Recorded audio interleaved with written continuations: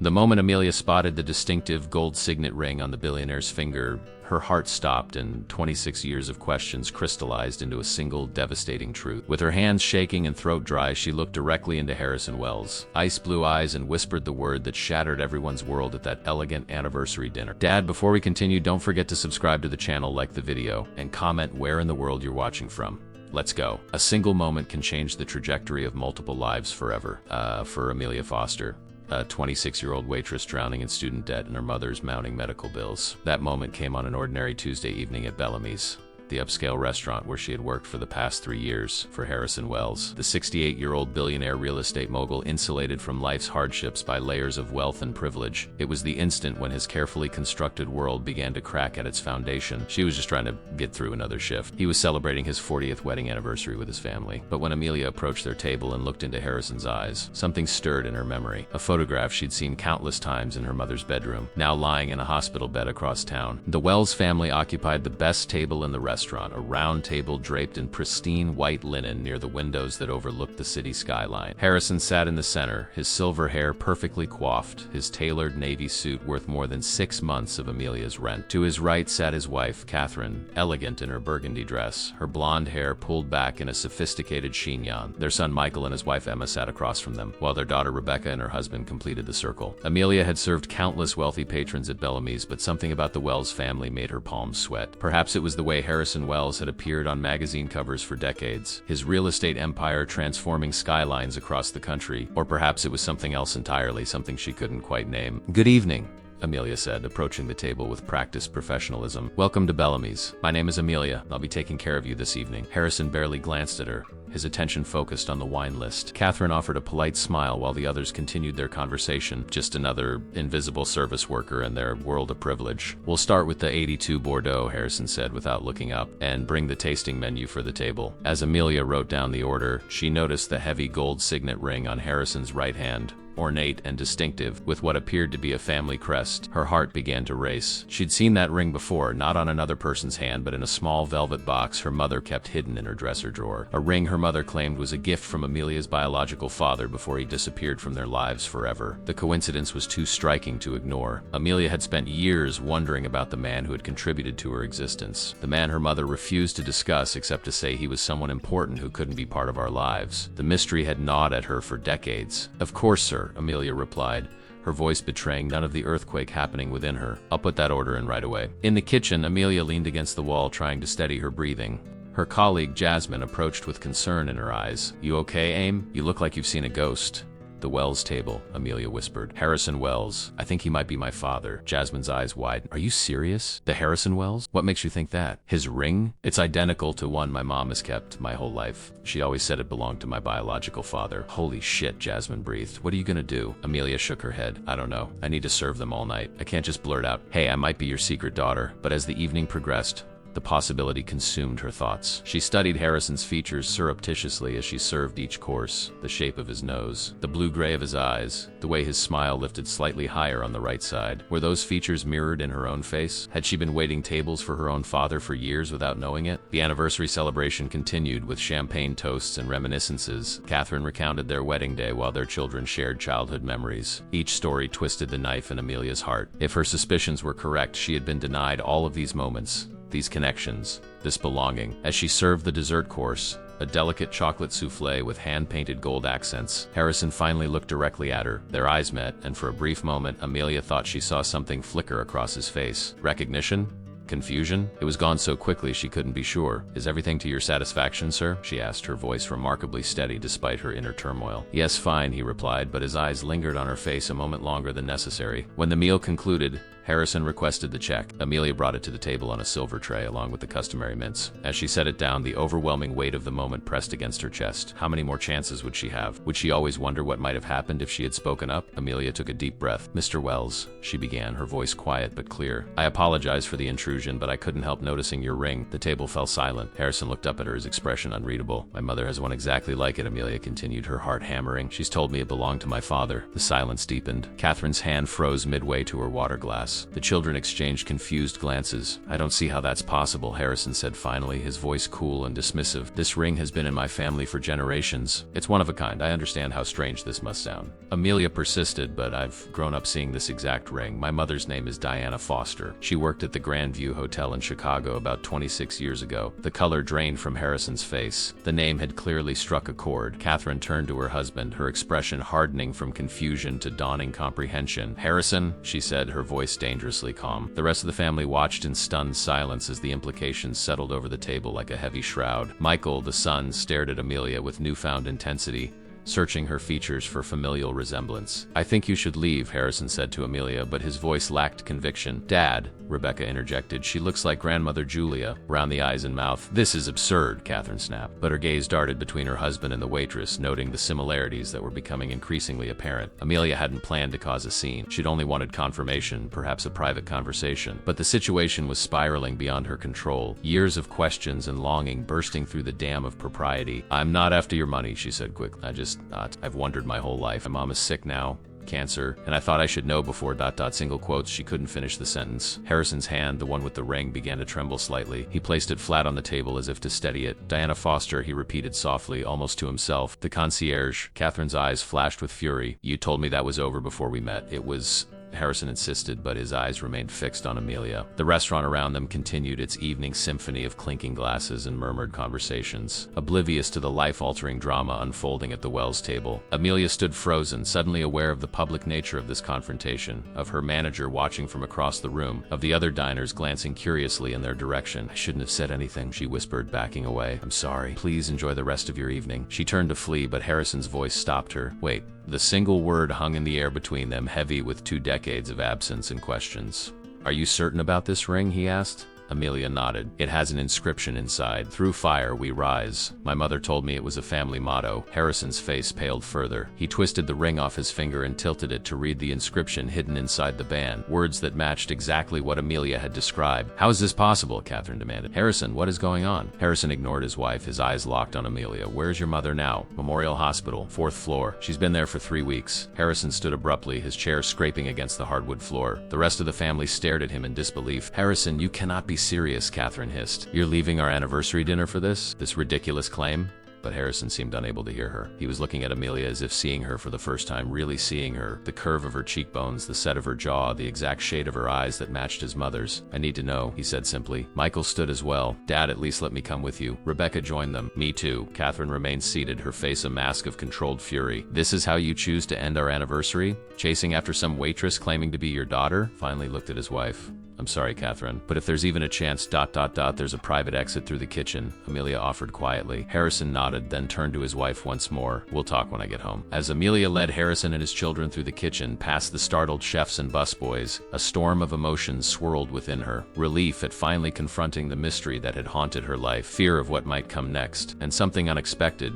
A flicker of hope that perhaps, after all these years, she might find answers and even belonging. Behind them, Catherine sat alone at the anniversary table, the untouched souffle melting slowly into a golden puddle, much like the certainty of the life she thought she had built with her husband. The evening that had begun as a celebration of 40 years together had morphed into something entirely different, the beginning of a journey that would unearth long-buried secrets and forever alter the landscape of the Wells family. What none of them realized as they made their way to the hospital where Diana Foster lay fighting for her life was that the ring was only the first piece of a puzzle far more complex and far-reaching than anyone could imagine. The truth that awaited them would challenge everything they thought they knew about themselves and each other, and would ultimately lead to tears of both sorrow and redemption. The fluorescent lights of Memorial Hospital cast harsh shadows across Harrison Wells' face as he followed Amelia through the sterile corridors. The transition from the warm amber glow of Bellamy's to the clinical brightness of the hospital was jarring, much like the abrupt shift in his reality. Behind him, his children Michael and Rebecca walked in stunned silence, exchanging glances that mixed disbelief with growing curiosity. The 4th floor oncology ward was quieter than the rest of the hospital. The nurse's station was staffed by two women who barely looked up as Amelia led the unusual procession past them. She had become a familiar presence here over the past 3 weeks, her waitressing uniform often still on as she rushed from shifts to spend whatever remaining hours of the day at her mother's bedside. She might be sleeping, Amelia said softly as they approached room 412. The treatments leave her exhausted. She paused at the door, suddenly aware of the magnitude of what was happening. This man, this billionaire who until tonight had been nothing more than a name in headlines and a ghost in her imagination, was about to come face to face with the woman he'd left behind a quarter century ago. And her mother, weak from chemotherapy and radiation, had no warning of what was coming. Maybe I should go in first, Amelia suggested, her hand resting on the door handle. Harrison nodded, his usual commanding presence diminished by uncertainty. Yes, that would be best. Amelia slipped into the dimly lit room alone. Diana Foster lay against the white hospital pillows, her once vibrant auburn hair now reduced to wispy strands framing her gaunt face. Despite the ravages of cancer, at 54 she maintained a quiet dignity,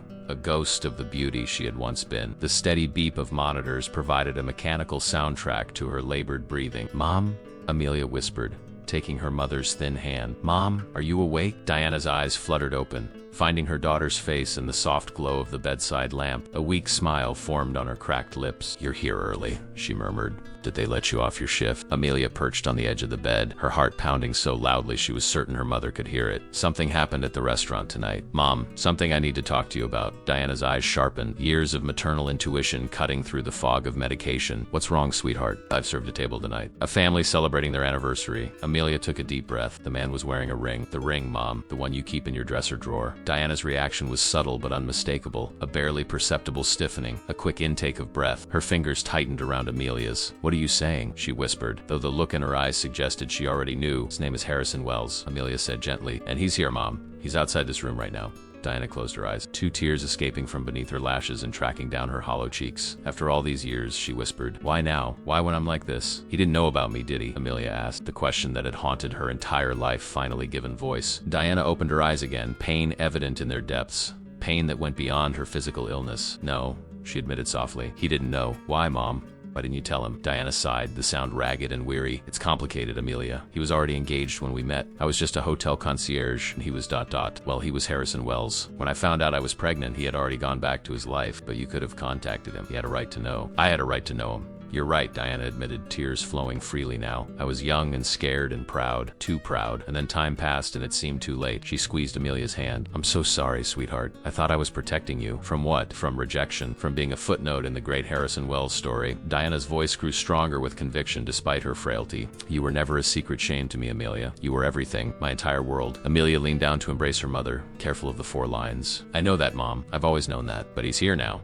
And he wants to meet you." Diana closed her eyes briefly, gathering whatever strength remained in her failing body. Then she nodded. "Send him in. Alone first." Amelia stood and went to the door. In the hallway, Harrison was pacing slowly while his children sat in nearby chairs, their faces reflecting the surreal nature of the evening. "She'll see you," Amelia told Harrison quietly. "Just you for now, Single quotes. Harrison straightened his shoulders, an unconscious gesture of a man preparing for a significant confrontation. As he moved toward the door, Michael stood up. "Dad," he said, his voice uncertain. "What exactly are you going to say to her?" Harrison paused, the question seemingly catching him off guard. "I don't know," he admitted, a rare confession of uncertainty from a man accustomed to having answers for everything. "But I owe her the truth, whatever that might be." He entered the room alone, closing the door softly behind him. The dim lighting cast the space in shadows, but he would have recognized Diana anywhere, despite the years and illness that had altered her appearance. The vibrant, spirited young woman who had captured his attention all those years ago was still visible beneath the ravages of cancer. "Diana," he said, his voice barely above a whisper. She turned her head toward him, a sad smile touching her lips. "Harrison Wells," she replied. "Still wearing that ring, I see." He glanced down at his hand, at the signet ring that had inadvertently set this night's events in motion. "I never thought, I never imagined, that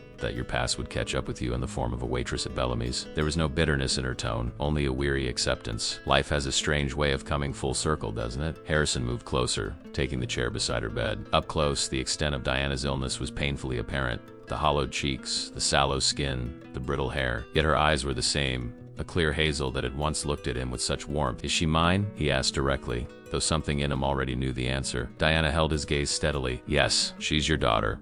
Harrison closed his eyes briefly.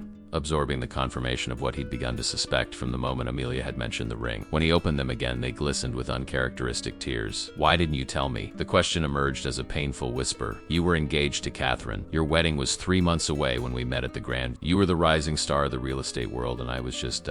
She gestured at herself. "You left your ring in my room that last night. I kept it, intending to return it, but then I discovered I was pregnant, and it became a sort of ...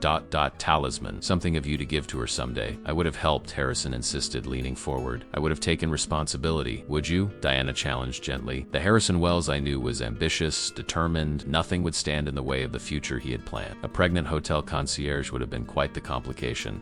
The truth of her words stung, partly because he couldn't deny them. The man he had been 26 years ago was ruthlessly focused on building his empire, on fulfilling the destiny his father had mapped out for him. "I've missed so much," he said, his voice thick with regret. "Her entire life." "She's an extraordinary woman," Diana said, pride momentarily overtaking her exhaustion. "Brilliant, kind, determined. She put herself through college while helping me after my first diagnosis. Remission came, but the cancer returned last year. More aggressive this time." Single quotes. Harrison absorbed this information with growing dismay. His daughter had struggled financially, working as a waitress to support herself and her sick mother, while he had lived in unimaginable luxury, ignorant of her existence. "The treatments?" he asked, glancing at the 4 stands and monitoring equipment surrounding Diana's bed. "Experimental, expensive, mostly not covered by insurance." Diana's smile was rueful. "Amelia's been working double shifts for months trying to cover the costs. I've told her it's not worth it, but she's stubborn."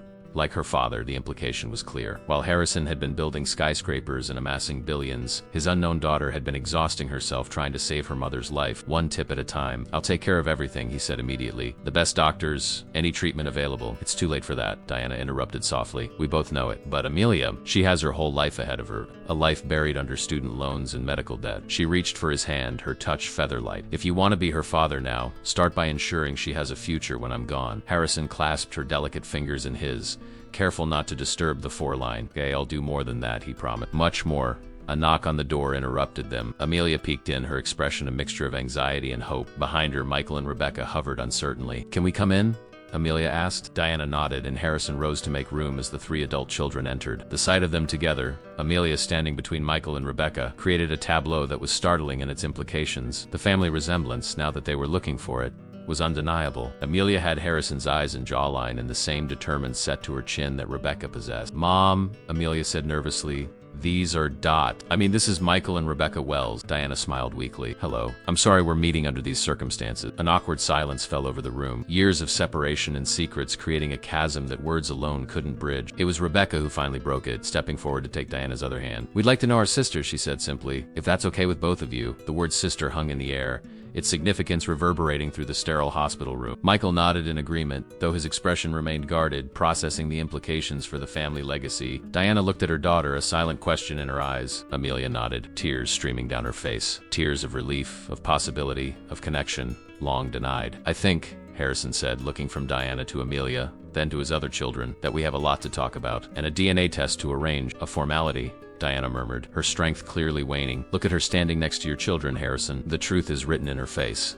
As Harrison turned to really see Amelia, not just as a waitress making an outlandish claim, but as a young woman with his mother's eyes and his own determined jaw, the certainty settled over him like a physical weight. This was his daughter, and he had 26 years of absence to make up for, beginning tonight. Catherine Wells sat alone in her Mercedes in the parking lot of Bellamy's, her knuckles white against the steering wheel. The restaurant staff had been painfully solicitous after her husband and children had abandoned their anniversary celebration, offering complimentary champagne and profuse apologies. She had declined both, settling the exorbitant bill with icy composure before making her exit. 40 years of marriage, 4 decades of building a life, a family, an empire together, and Harrison had walked out on their celebration to chase after a waitress claiming to be his secret daughter. The humiliation burned like acid in her throat. She reached for her phone and pulled up her husband's contact information, her manicured finger hovering over the call button. What would she even say? Every possible opening line sounded inadequate against the magnitude of the situation. Instead, she tapped another contact. Eleanor Blackwood, her oldest friend and the family's attorney. "Catherine?" Eleanor answered on the second ring. "Isn't tonight your anniversary dinner?" It was.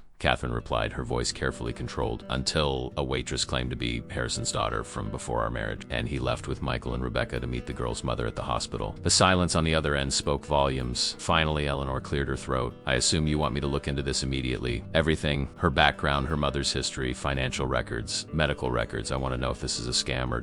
Single quotes. Catherine couldn't bring herself to finish the sentence. Or if Harrison actually fathered a child before you were married, Eleanor completed for her. I'll put my team on it right away. What's the girl's name? Amelia Foster.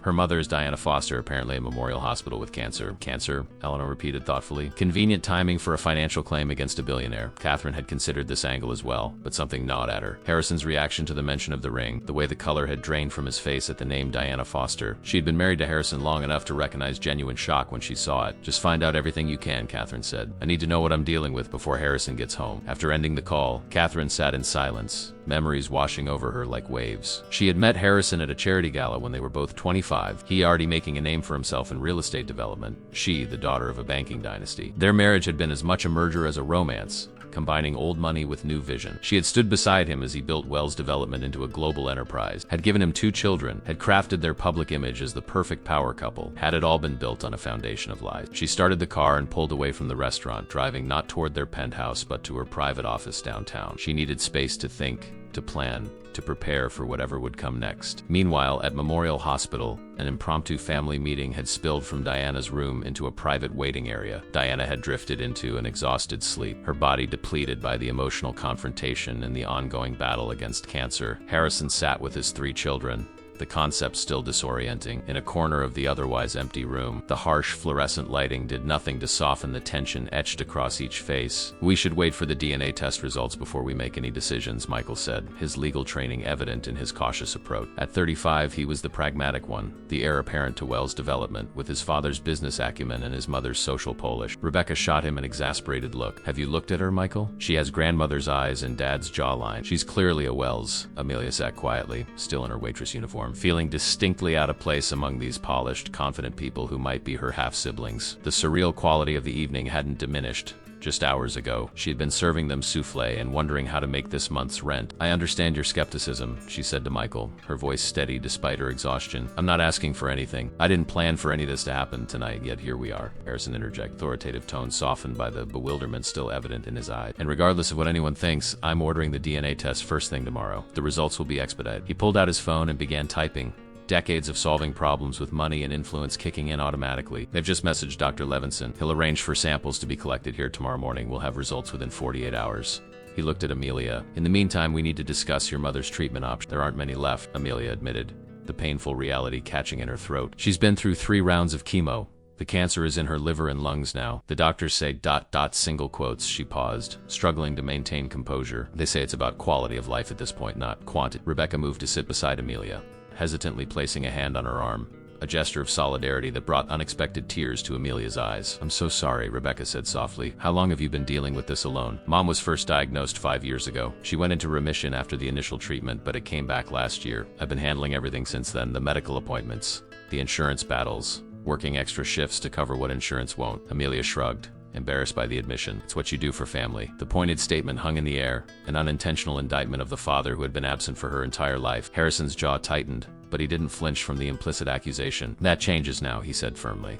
Starting tomorrow, Diana will have the best oncologists in the country reviewing her case. If there's any experimental treatment that might help, any clinical trial anywhere in the world, we'll get her into it. The doctors say it's too advanced, Amelia began, but Harrison cut her off with a wave of his hand. Those doctors don't have my resources or connections. We'll get second, third, and fourth opinions. I know people at Johns Hopkins, Memorial Sloan Kettering, Mayo Clinic. We'll explore every possibility. The intensity of his commitment took Amelia by surprise. She had expected denial, perhaps reluctant acknowledgement, maybe even financial assistance offered at arm's length. She hadn't expected this immediate, all-encompassing assumption of responsibility. Michael watched his father with a calculating expression. Dad, you need to think about how to handle this publicly. The press will have a field day if this leaks. I don't give a damn about the press. Harrison snapped, uncharacteristically harsh. We're talking about a woman's life, Diana's life, and about Amelia's future. I'm not concerned about publicity, Amelia interjected, but I'm worried about Mom. She's proud, stubborn. She might not accept help from you, especially after all these years. Harrison's expression softened slightly. Then we'll have to convince her. Together. The word together resonated through the sterile waiting room, a tentative bridge across 26 years of absence. Rebecca, always the most emotionally intuitive of the Wells family, addressed the elephant in the room. What about Mom? She was devastated when you left the restaurant. Harrison's face darkened with guilt. I'll talk to her tonight. This doesn't change anything about our family, about my commitment to her or to both of you. Doesn't it, though?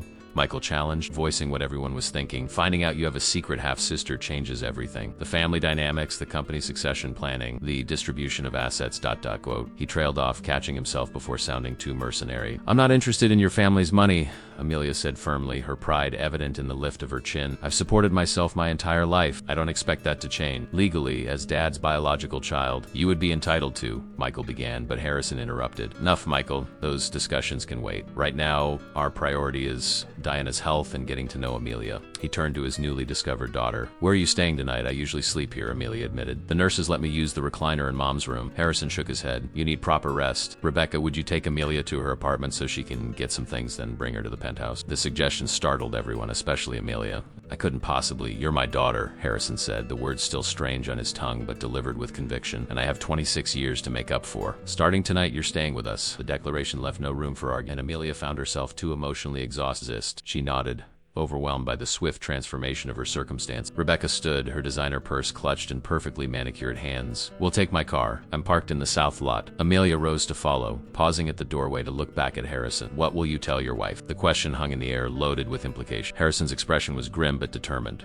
The truth, he replied simply. It's long overdue. As Amelia followed Rebecca toward the elevator, Michael approached his father, lowering his voice. Dad, I understand the emotional impact of this, but you need to proceed carefully. We should have a DNA test before making any public acknowledgments or financial commitments. Harrison looked at his son, his acknowledged legitimate son who had never questioned his place in the family or the world, and felt a profound sadness for what Amelia had been denied. The test is a formality, Michael.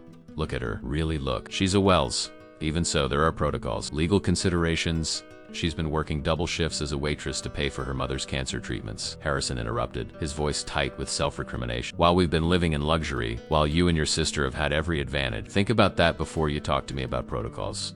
Michael fell silent, chastened by his father's uncharacteristic display of emotion. I need to go back to the penthouse and talk to your mother, Harrison continued, gathering his composure. Can you stay here with Diana? I don't want her to wake up alone in a strange hospital with no familiar faces. Of course, Michael agreed, recognizing the gravity of the request. I'll call you if there's any change in her. As Harrison walked toward the elevator, the weight of the evening's revelations pressed heavily on his shoulders. He had left his wife alone on their anniversary, discovered he had a daughter he never knew existed, and learned that the mother of that daughter was dying of cancer. The carefully ordered world he had built over decades had been upended in a matter of hours, and he knew the repercussions were only beginning. In the parking garage, he sat in his Bentley for several minutes before starting the engine, staring blankly at the concrete wall ahead. The ring on his finger, the ring that had set these events in motion, caught the harsh overhead lighting. He twisted it off and held it in his palm, examining the family crest and the inscription inside the band that had confirmed Amelia's claim. Through fire we rise. The Wells family motto had never felt more appropriate or more ironic.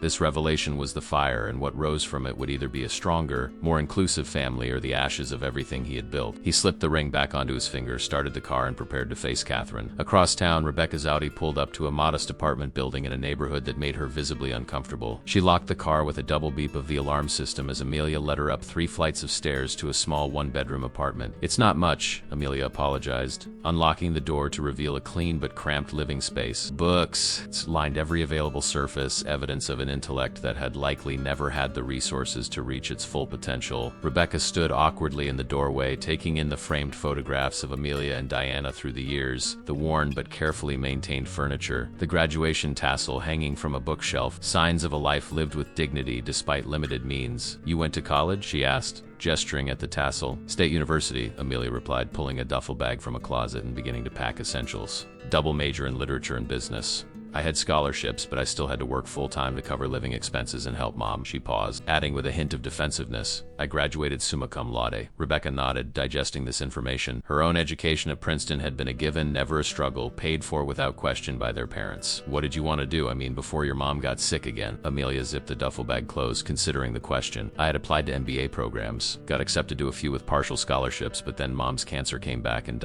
single quote. She shrugged. the gesture eloquently conveying the death of those dreams. You put everything on hold for her, Rebecca concluded softly. She did the same for me my entire life, Amelia replied simply. She glanced around the apartment, suddenly uncertain. I should leave a note for my roommate so she doesn't worry. You have a roommate? Rebecca asked, surprised. Jenny, she's a nurse at Memorial, works night shifts. We rarely see each other, but she helps keep an eye on Mom when she's on. Amelia scribbled a brief note explaining her whereabouts and left it on the kitchen counter, ready as they descended the stairs. Rebecca struggled to reconcile this new reality that while she had been attending galas and managing her charitable foundation from a corner office with a view of the city, her half-sister had been serving tables and sleeping in hospital recliners. Amelia, she began hesitantly as they reached the car. I know this is all happening very fast, but I want you to know that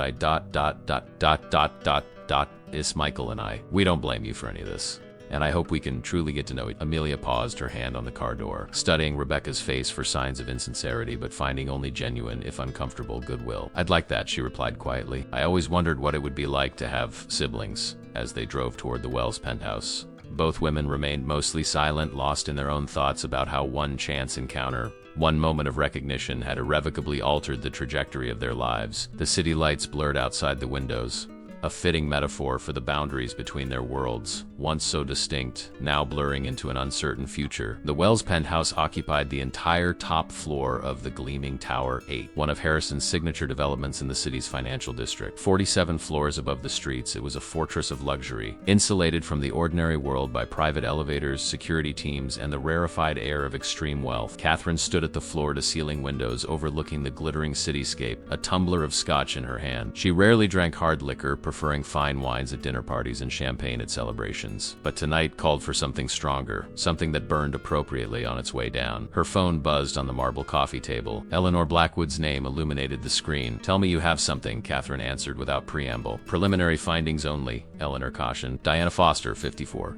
Former concierge at the Grandview Hotel from 1998 to 2000. Stage 4 metastatic breast cancer. Prognosis poor according to medical records we were able to access. Daughter Amelia Foster, 26, graduated with honors from State University 5 years ago. Works at Bellamy's restaurant for the past 3 years, previously at various service industry jobs while attending college. No criminal record for either woman, no previous lawsuits, no red flags suggesting opportunistic behavior. Catherine absorbed this information, her lips pressed into a thin line. Not the profile of con artists, then. No, Eleanor agreed reluctantly. They appear legitimate. The timeline matches. Diana worked at the Grandview when Harrison was developing that downtown property, the one that put Wells development on the national map. Catherine closed her eyes briefly. She remembered that period Harrison traveling constantly, away for weeks at a time, building his first major project. They had been engaged, planning their wedding while living separate lives in different cities. There's more, Eleanor continued. Diana Foster has been declining experimental treatment options that might extend her life because of the cost. According to her medical file, she's opted for palliative care only, against her oncologist's recommendations for a clinical trial that her insurance wouldn't cover. The implication hung unspoken between them. If this was a financial ploy, why would Diana have refused potentially life-extending treatments before her daughter had made contact with the Wells family? Thank you, Eleanor, Catherine said finally. Keep digging. I want a complete picture. She ended the call just as the elevator doors opened, revealing Harrison. He stood in the entryway, looking uncharacteristically hesitant, his usual commanding presence diminished by the evening's events. Catherine, he began, moving toward her. Is it true? She interrupted, her voice controlled but brittle.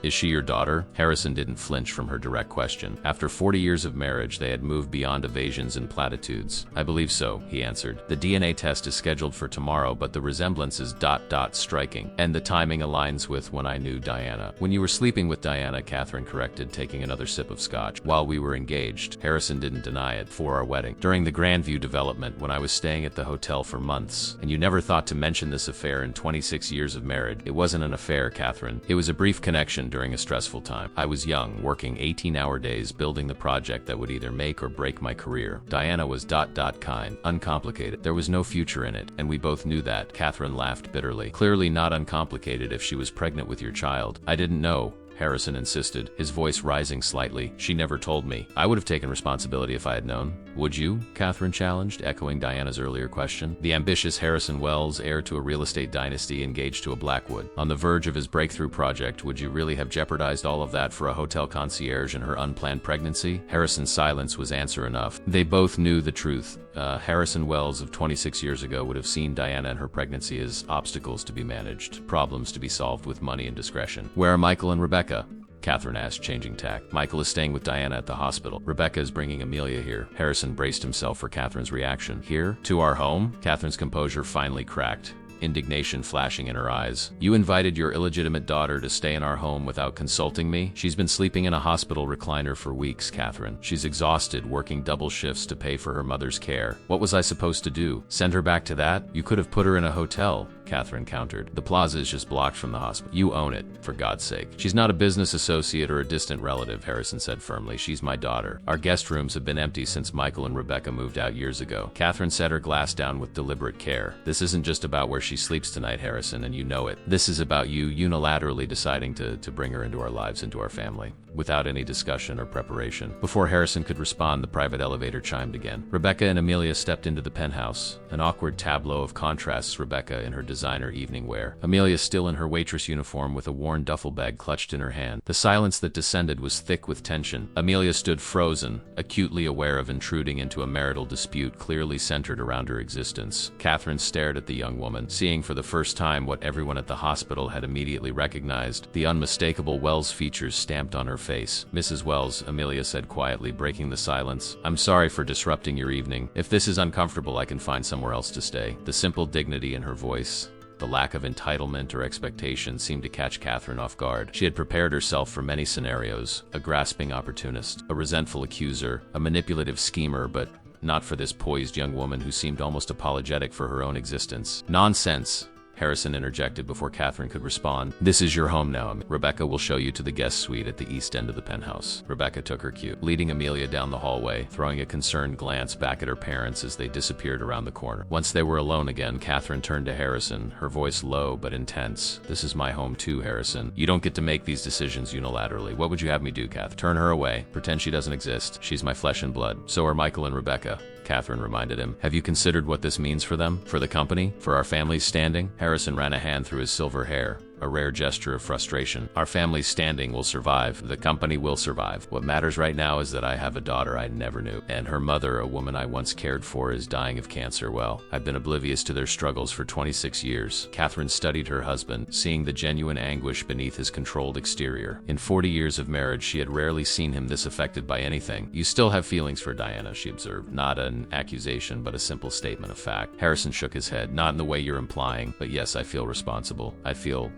guilty. She raised our daughter alone while building her own successful career. Did you know she became a hotel manager? Worked her way up from concierge to managing luxury properties across the country until her first cancer diagnosis forced her to step back. Catherine hadn't known this, but she wasn't surprised. The preliminary background Eleanor had provided suggested Diana Foster was competent and hardworking, not the type to look for handouts. And now she's dying, Harrison continued, his voice hollow, while Amelia works herself to exhaustion trying to save her. They've been fighting this battle alone, Catherine. We've had everything. The raw emotion in his voice penetrated Catherine's protective anger. Despite the shock and humiliation of the evening's revelations, 40 years of partnership counted for something.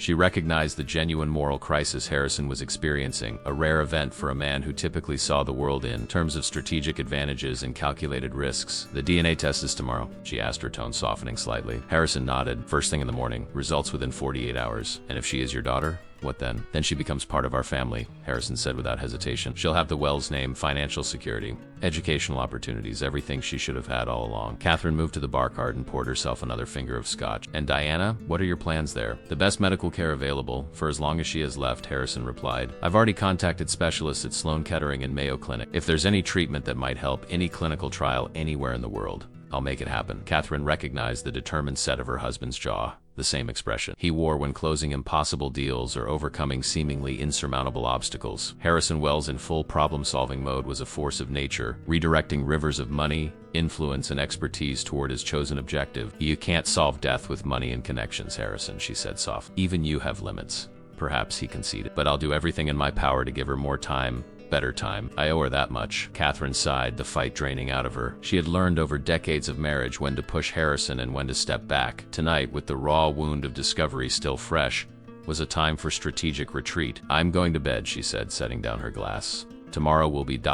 complicated. Harrison reached for her hand, a gesture of conciliation. I know this isn't how either of us imagined our anniversary, and I'm sorry for that, Catherine. She allowed the contact briefly before withdrawing her hand. We've weathered worse, she said, though they both knew this wasn't entirely true. In 40 years of carefully managed crises, they had never faced a revelation of this magnitude, one that struck at the very foundation of their family narrative. As Catherine disappeared down the hallway toward their bedroom, Harrison remained in the living room, staring out at the city he had helped build. Somewhere out there, beyond the glittering skyline, was the hospital where Diana Foster lay fighting for her life. Somewhere in this very penthouse, his newly discovered daughter was trying to come to terms with a reality as foreign to her as her existence had been to him just hours ago. His world had expanded and contracted, simultaneously expanded to include a daughter he never knew. Contracted as the carefully constructed narrative of his life revealed itself to be incomplete, flawed in a fundamental way. For a man accustomed to controlling every variable, to anticipating and managing every contingency, this unexpected chapter felt like stepping off a cliff without knowing the distance to the ground below. Harrison Wells, master builder and strategic genius, found himself in uncharted territory, building a bridge between past and future with no blueprint to guide him. Dawn broke over the city, pale light filtering through the automated blinds of the guest suite where Amelia had spent a restless night. The bed was the most comfortable she had ever slept in,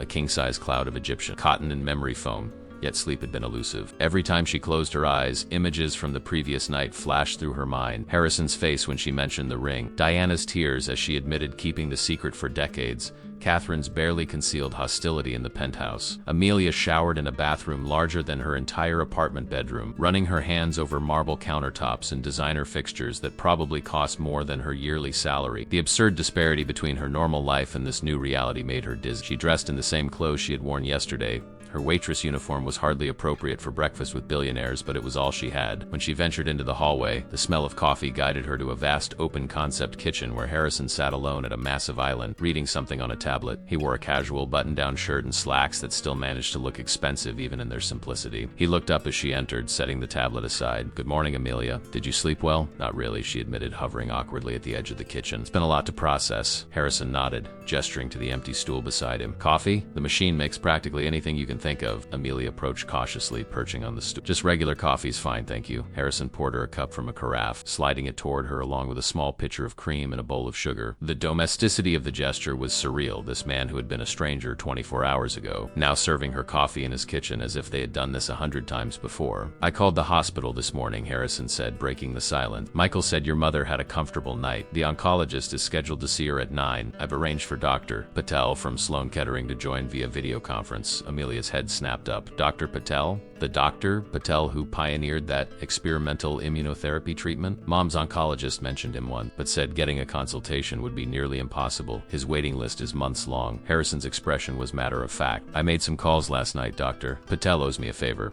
The casual display of influence left Amelia momentarily speechless. This was the power of the Wells name doors that were closed to ordinary people swung open with a single phone call. "Thank you," she said, finally cradling her coffee cup. "But I should warn you, Mom is very independent. She might not accept your help easily." "So I gathered," Harrison replied with a hint of a smile. "Apparently it's a trait she passed on to you." Before Amelia could respond, Rebecca appeared in the doorway, already dressed for the day in tailored slacks and a silk blouse, her dark hair pulled back in an elegant ponytail. She hesitated briefly before entering the kitchen. "Good morning," she offered, moving to the coffee machine. "I thought we could go shopping this morning, Amelia." "You'll need some clothes if you're staying here." Single quotes. Amelia glanced down at her wrinkled waitform, self-consciousness washing over her. "That's really not necessary." "It is necessary," Harrison interrupted firmly, "and it's the least we can do. The DNA testing is scheduled for 11 at Memorial. We can meet there afterward." The calm authority in his voice brooked no argument. Amelia recognized that same tone from her mother. A decision had been made and discussion was merely a courtesy. "Where's Catherine?" she asked, suddenly aware of the absence of Harrison's wife. "She left early for a foundation meeting," Harrison replied, his expression carefully neutral. "She sends her regards." The polite fiction hung in the air, transparent to all of them. Catherine had clearly made herself scarce to avoid an uncomfortable breakfast confrontation. "Dad," Rebecca said, changing the subject, "have you told Amelia about the trust yet?" Harrison shot his daughter a look that Amelia couldn't quite interpret. "I was getting to that." "What trust?" Amelia asked, looking between them. Harrison set his coffee down, turning to face her fully. "I've instructed our family attorneys to establish a trust in your name. It will provide for your immediate needs, cover your mother's medical expenses regardless of outcome, and secure your future." "I don't want your money," Amelia said automatically, the words escaping before she could consider them. "It's not about what you want," Harrison replied, his tone gentle but firm. It's about what you deserve, what you should have had all along. He did the same for us when we turned 25, Rebecca added. It's a Wells family tradition. You're just getting yours a year late. Amelia felt a surge of conflicting emotions, gratitude for the help with her mother's medical bills, resentment at having her independence undermined, and a pervasive sense of unreality at the casual manner in which life-changing sums of money were being discussed over morning coffee. I haven't earned any of this, she said quietly. Neither did Rebecca nor Michael, Harrison pointed out. They were born into it as you should have been. The accident of your birth circumstances doesn't make you less deserving. The logic was hard to refute, but Amelia still felt uncomfortable. Her entire identity had been built around self-sufficiency, around working twice as hard for half as much. The prospect of sudden wealth and privilege felt like a threat to the person she had become. I need to call the restaurant, she said abruptly. I was supposed to work the lunch shift today. Harrison's expression darkened. You're not going back to waiting tables, Amelia. It's my job, she insisted, a flash of defiance in her eyes. I can't just not show up. I'll have my assistant call the manager, Harrison offered. She explained that a family emergency has come up and that you'll be taking an indefinite leave of absence. And say what exactly? That I discovered my biological father is Harrison Wells and I'll be too busy receiving trust funds to serve linguine. The sarcasm slipped out before she could stop it. To her surprise, Harrison laughed, a genuine warm sound that transformed his usually austere features. Your mother's spirit, definitely, he remarked, eyes crinkling at the corners. She never let me get away with anything either. The small moment of connection eased some of the tension in Amelia's shoulders. Perhaps navigating this new reality wouldn't be impossible after all. Fine, she conceded, but I'd like to call them myself. They've been good to me there, especially when Mom got sick. I owed them that courtesy at least. Harrison nodded, respecting her decision. Of course, use whatever phone you need. And Amelia, he hesitated, choosing his words carefully. I understand this is overwhelming. I'm not trying to take over your life or change who you are. I'm just trying to give you options you've never had before. The sincerity in his voice caught her off guard. For the first time, Amelia allowed herself to truly consider the possibility that Harrison Wells might genuinely want to be her father, not out of obligation or guilt, but out of a genuine desire to know her. I should get ready, Rebecca interjected, sensing the moment between them. The store's open at 10. We can be back in time for the DNA test. As Rebecca left the kitchen, Amelia turned back to Harrison.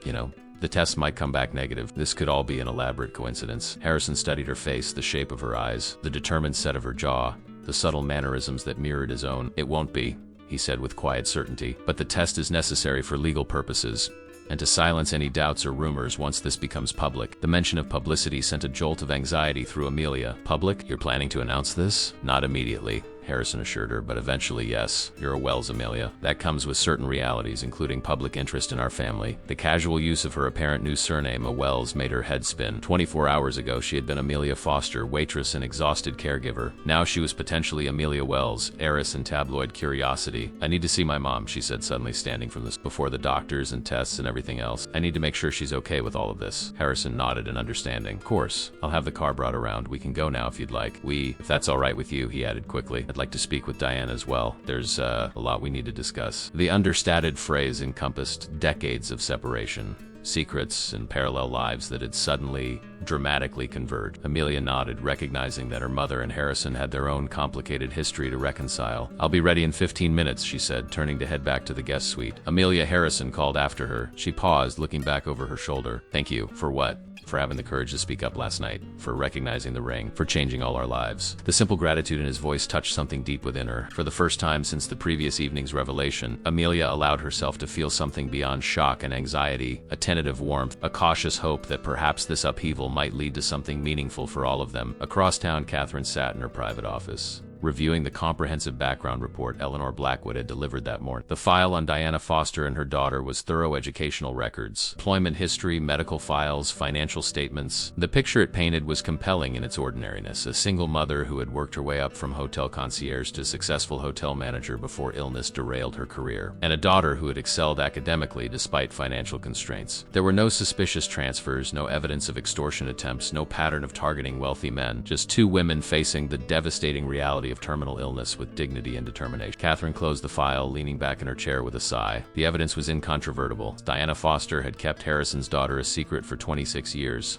asking for nothing, expecting nothing. If anything, her silence had cost her dearly, raising a child alone, working multiple jobs to provide opportunities for Amelia, facing cancer without the financial resources that might have improved her prognosis. The familiar sting of betrayal remained, but it was increasingly difficult to direct that anger at Diana or Amelia. Harrison's infidelity had occurred before their wedding, not during their marriage. And while the timing didn't excuse the act, it did place it in a different category, a youthful indiscretion rather than a violation of their marital vows. Catherine picked up her phone and dialed a number she knew by heart. Victoria? It's Catherine. I need your advice as my sister, and not as a board member of Wells Development. She paused, listening to her sister's concerned questions. No. Harrison and I are fine, but we've just discovered he has a 26-year-old daughter from before our marriage. She's legitimate, Victoria. The DNA test is today, but I've seen her. She's unmistakably a Wells. Victoria's shocked exclamations filled the line, followed by the expected questions.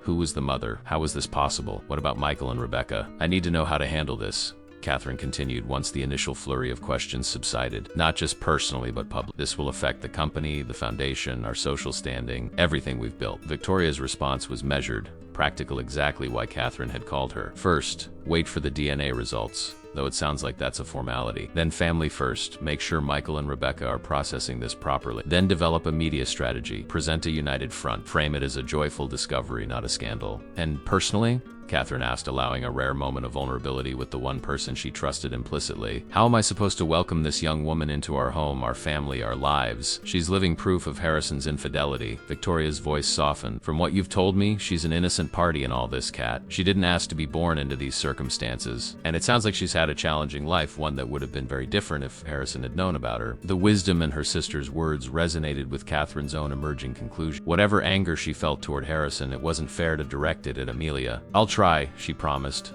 though uncertainty lingered in her voice. For Harrison's sake and for Michael and Rebecca's, but it won't be easy. Nothing worthwhile ever is, Victoria reminded her gently. And Catherine, this doesn't diminish what you and Harrison have built together. 40 years of marriage, 2 wonderful children, a business empire, a respected foundation. None of that changes because of a revelation from the past. As Catherine ended the call, she found herself staring at a family photograph on her desk. Harrison, herself, Michael, and Rebecca at Michael's law school graduation. They looked perfect, polished, united, were the image of the ideal American success story. Now that carefully constructed narrative had a missing piece, a daughter who had grown up separate from their privilege and protection, a young woman who had faced hardships that the Wells family had never known. Catherine ran her finger along the silver frame, tracing the outline of her perfect family. Perhaps, she thought with reluctant acceptance, there was room for one more. Memorial Hospital's 4th floor transformed overnight. By the time Amelia and Harrison arrived, Diana Foster had been moved from her standard room to a spacious private suite in the hospital's VIP wing. The stark fluorescent lighting had been replaced with softer, warmer lamps. The institutional furniture had given way to comfortable seating that looked more appropriate for a luxury hotel than a hospital. Michael looked up from his laptop as they entered,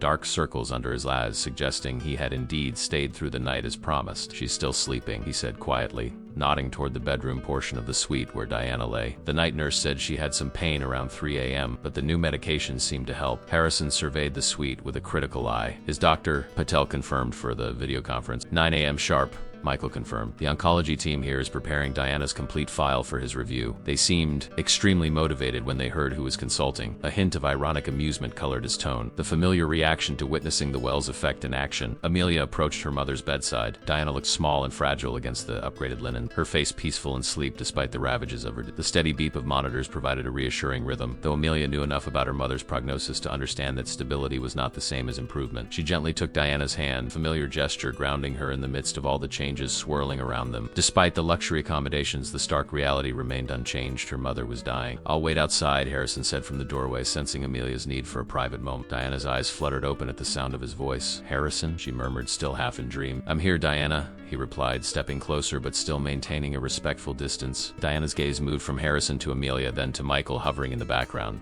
A small, tired smile crossed her face. So it wasn't a dream then? No, Mom, Amelia confirmed, squeezing her hand. It's all happening. They've moved me to the fancy wing, Diana observed, glancing around at her upgraded surroundings. I told them it wasn't necessary, but apparently the Wells name carries some weight around here. The dry humor in her voice, despite her condition, made Harrison smile. Some things never change, do they, Diana? Still fighting my help at every turn. Old habits, she replied, replied, attempting to sit up. Amelia quickly adjusted the bed controls to assist her. "How are you feeling?" Amelia asked, studying her mother's face for signs of discomfort. "Like I've been hit by a truck, but the painkillers are better in this wing," Diana admitted.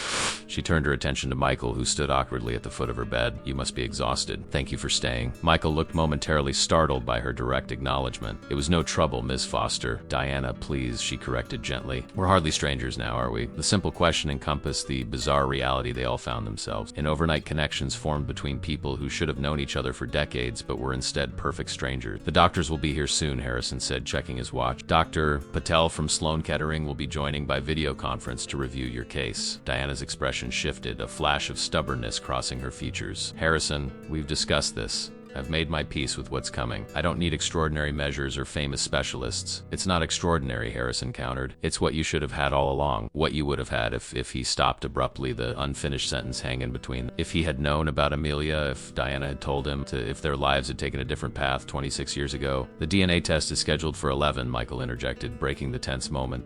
"Just a simple cheek swab. The lab is expediting the results. Is that really necessary?" Diana asked, looking between Harrison and Amelia. "Anyone with eyes can see the truth. It's a formality," Harrison explained, "for legal purposes and to prevent any questions once this becomes public." Diana's eyes widened slightly. "Public? You intend to acknowledge Amelia publicly?" "Of course," Harrison replied, as if any other option was inconceivable. "She's my daughter." The simple declaration, spoken with such certainty even before the DNA confirmation, brought unexpected tears to Amelia's eyes. All her life, she had wondered about the man whose absence had shaped her existence. Had he been a monster, a coward, or simply unaware? To hear him claim her so unequivocally, so matter-of-factly, was overwhelming. "And Catherine?" Diana asked softly, addressing the elephant in the room. "How does your wife feel about all of this?" Harrison's expression tightened slightly. "Catherine is... processing. It's been a shock, naturally, but she's resilient. Always has been." Diana's gaze was knowing, seeing through his diplomatic answer to the marital tension beneath. "I never meant to disrupt your family, Harrison. That's why I never told you." "You didn't disrupt anything," Harrison insisted firmly. "I did, 26 years ago, and now I'm trying to make it right for Amelia, for you, for all of us." A knock at the door interrupted their conversation. A team of doctors entered, the hospital's chief oncologist, 2 specialists, and a nurse practitioner. Behind them, an orderly wheeled in a large screen for the video conference. "Miss Foster," the chief oncologist began, his demeanor notably more deferential than in previous interactions. "We've prepared a complete review of your case for Dr. Patel. The conference will begin shortly." Diana shot Amelia a look that spoke volumes, equal parts exasperation and bemused acceptance of the new reality where her medical care had suddenly become a priority. "We'll step out," Harrison said, gesturing to Michael and Amelia. "Give you privacy for the medical discussion." "No," Diana said firmly, reaching for Amelia's hand. "My daughter stays. She's been my medical advocate throughout this journey. She knows my wishes." The pointed reminder was directed at Harrisina, gentle but unmistakable assertion that while he might have entered their lives with resources and influence, he didn't yet have the right to make decisions for her. Harrison nodded in acknowledgement of the boundary. "Of course, Michael and I will wait outside." As the men left and the medical team began setting up for the conference, Amelia leaned close to her mother. "Are you really okay with all of this? It's happening so fast." Diana's smile was tired but genuine. "Life rarely gives us perfect timing, sweetheart. I'm just grateful I lived long enough to see you find your father." She glanced toward the door where Harrison had exited. "And despite everything, I'm glad it was him." "What do you mean? He's a good man, Amelia. Complicated, driven, sometimes blinded by his own privilege, but fundamentally good. I always knew that." Diana squeezed her daughter's hand. "Watch how he treats the hospital staff, the way he speaks to people who can't do anything for him. That's how you measure a person's character." Amelia nodded, having already noticed Harrison's interactions with the nurses and orderlies, respectful, if somewhat reserved. For a man of his stature, the absence of condescension was itself noteworthy. "Rebecca took me shopping this morning," Amelia confessed, changing the subject. "And Harrison is setting up some kind of trust fund. It's also overwhelming." "I imagine it is," Diana replied. "Just remember who you are, Amelia. All of this," she gestured vaguely at the luxurious suite, "is just window dressing. It doesn't change your heart or your character." Before Amelia could respond, the video conference screen flickered to life, revealing the distinguished face of Dr. Niraj Patel, one of the world's leading oncologists specializing in advanced metastatic breast cancer. "Miss Foster," he greeted warmly. "I've been reviewing your case this morning. Let's discuss where things stand and what options we might explore." Outside in the waiting area, Harrison paced while Michael watched him with unconcealed fascination. In 35 years, Michael had rarely seen his father display such evident anxiety. "You really didn't know about her?" Michael asked finally, breaking the silence. Harrison stopped pacing, turning to face his son. "No, I had no idea. And if you had known?" The question cut to the heart of everything, what kind of man Harrison Wells truly was, beneath the empire and accolades. "I would like to think I would have done the right thing," Harrison answered carefully. But the truth is, at 27, with everything I was building, with the engagement to your mother, I don't know, Michael. I truly don't know what I would have done. The rare admission of uncertainty from his usually decisive father struck Michael deeply. His entire life, Harrison Wells had been a force of nature, confident, authoritative, unshakable in his convictions. This glimpse of vulnerability and self-doubt was entirely new territory. What about now? Michael pressed. If the DNA confirms she's yours, which seems inevitable, what happens to the succession plan? The family trust allocations? The company governance structure? Harrison's expression hardened slightly. Always the lawyer, he observed, though without rancor. Those are valid questions and we'll address them, but right now my priority is Diana's care and making Amelia feel secure in her place in our family. And what exactly is that place? Michael challenged, his voice low to avoid being overheard by passing hospital staff. She's worked as a waitress her entire adult life. She has no experience with our world, our responsibility, our public profile. She's intelligent, educated, and remarkably resilient, Harrison countered. Don't underestimate her because of her circumstances, Michael. Those circumstances weren't her choice. They were the result of my actions, or rather my ignorance. Michael absorbed this, his expression thoughtful. Rebecca seems to have accepted her already. Your sister has always had good instincts about people, Harrison agreed, and a generous heart like her mother. The mention of Catherine hung between them, an acknowledgement of the complicated emotional terrain they were all navigating. Mom will come around, Michael said, though his tone lacked conviction. She just needs time, Dodd. Single quotes. Harrison nodded, though his expression suggested he understood better than his son the depth of Catherine's feelings on the matter. 40 years of marriage had given him insight into her complex pride, her carefully guarded vulnerabilities, and her fierce protectiveness of their family's standing. Mr. Wells, a nurse approached them, clipboard in hand. The DNA testing team is ready whenever Ms. Foster and Ms. Hole are available. Foster, Harrison corrected automatically. Her name is Amelia Foster, though in his mind he was already thinking of her as Amelia Wells, a correction of a 26-year error. The nurse nodded, making the adjustment on her form. Of course, sir. They're set up in room 428 whenever you're ready.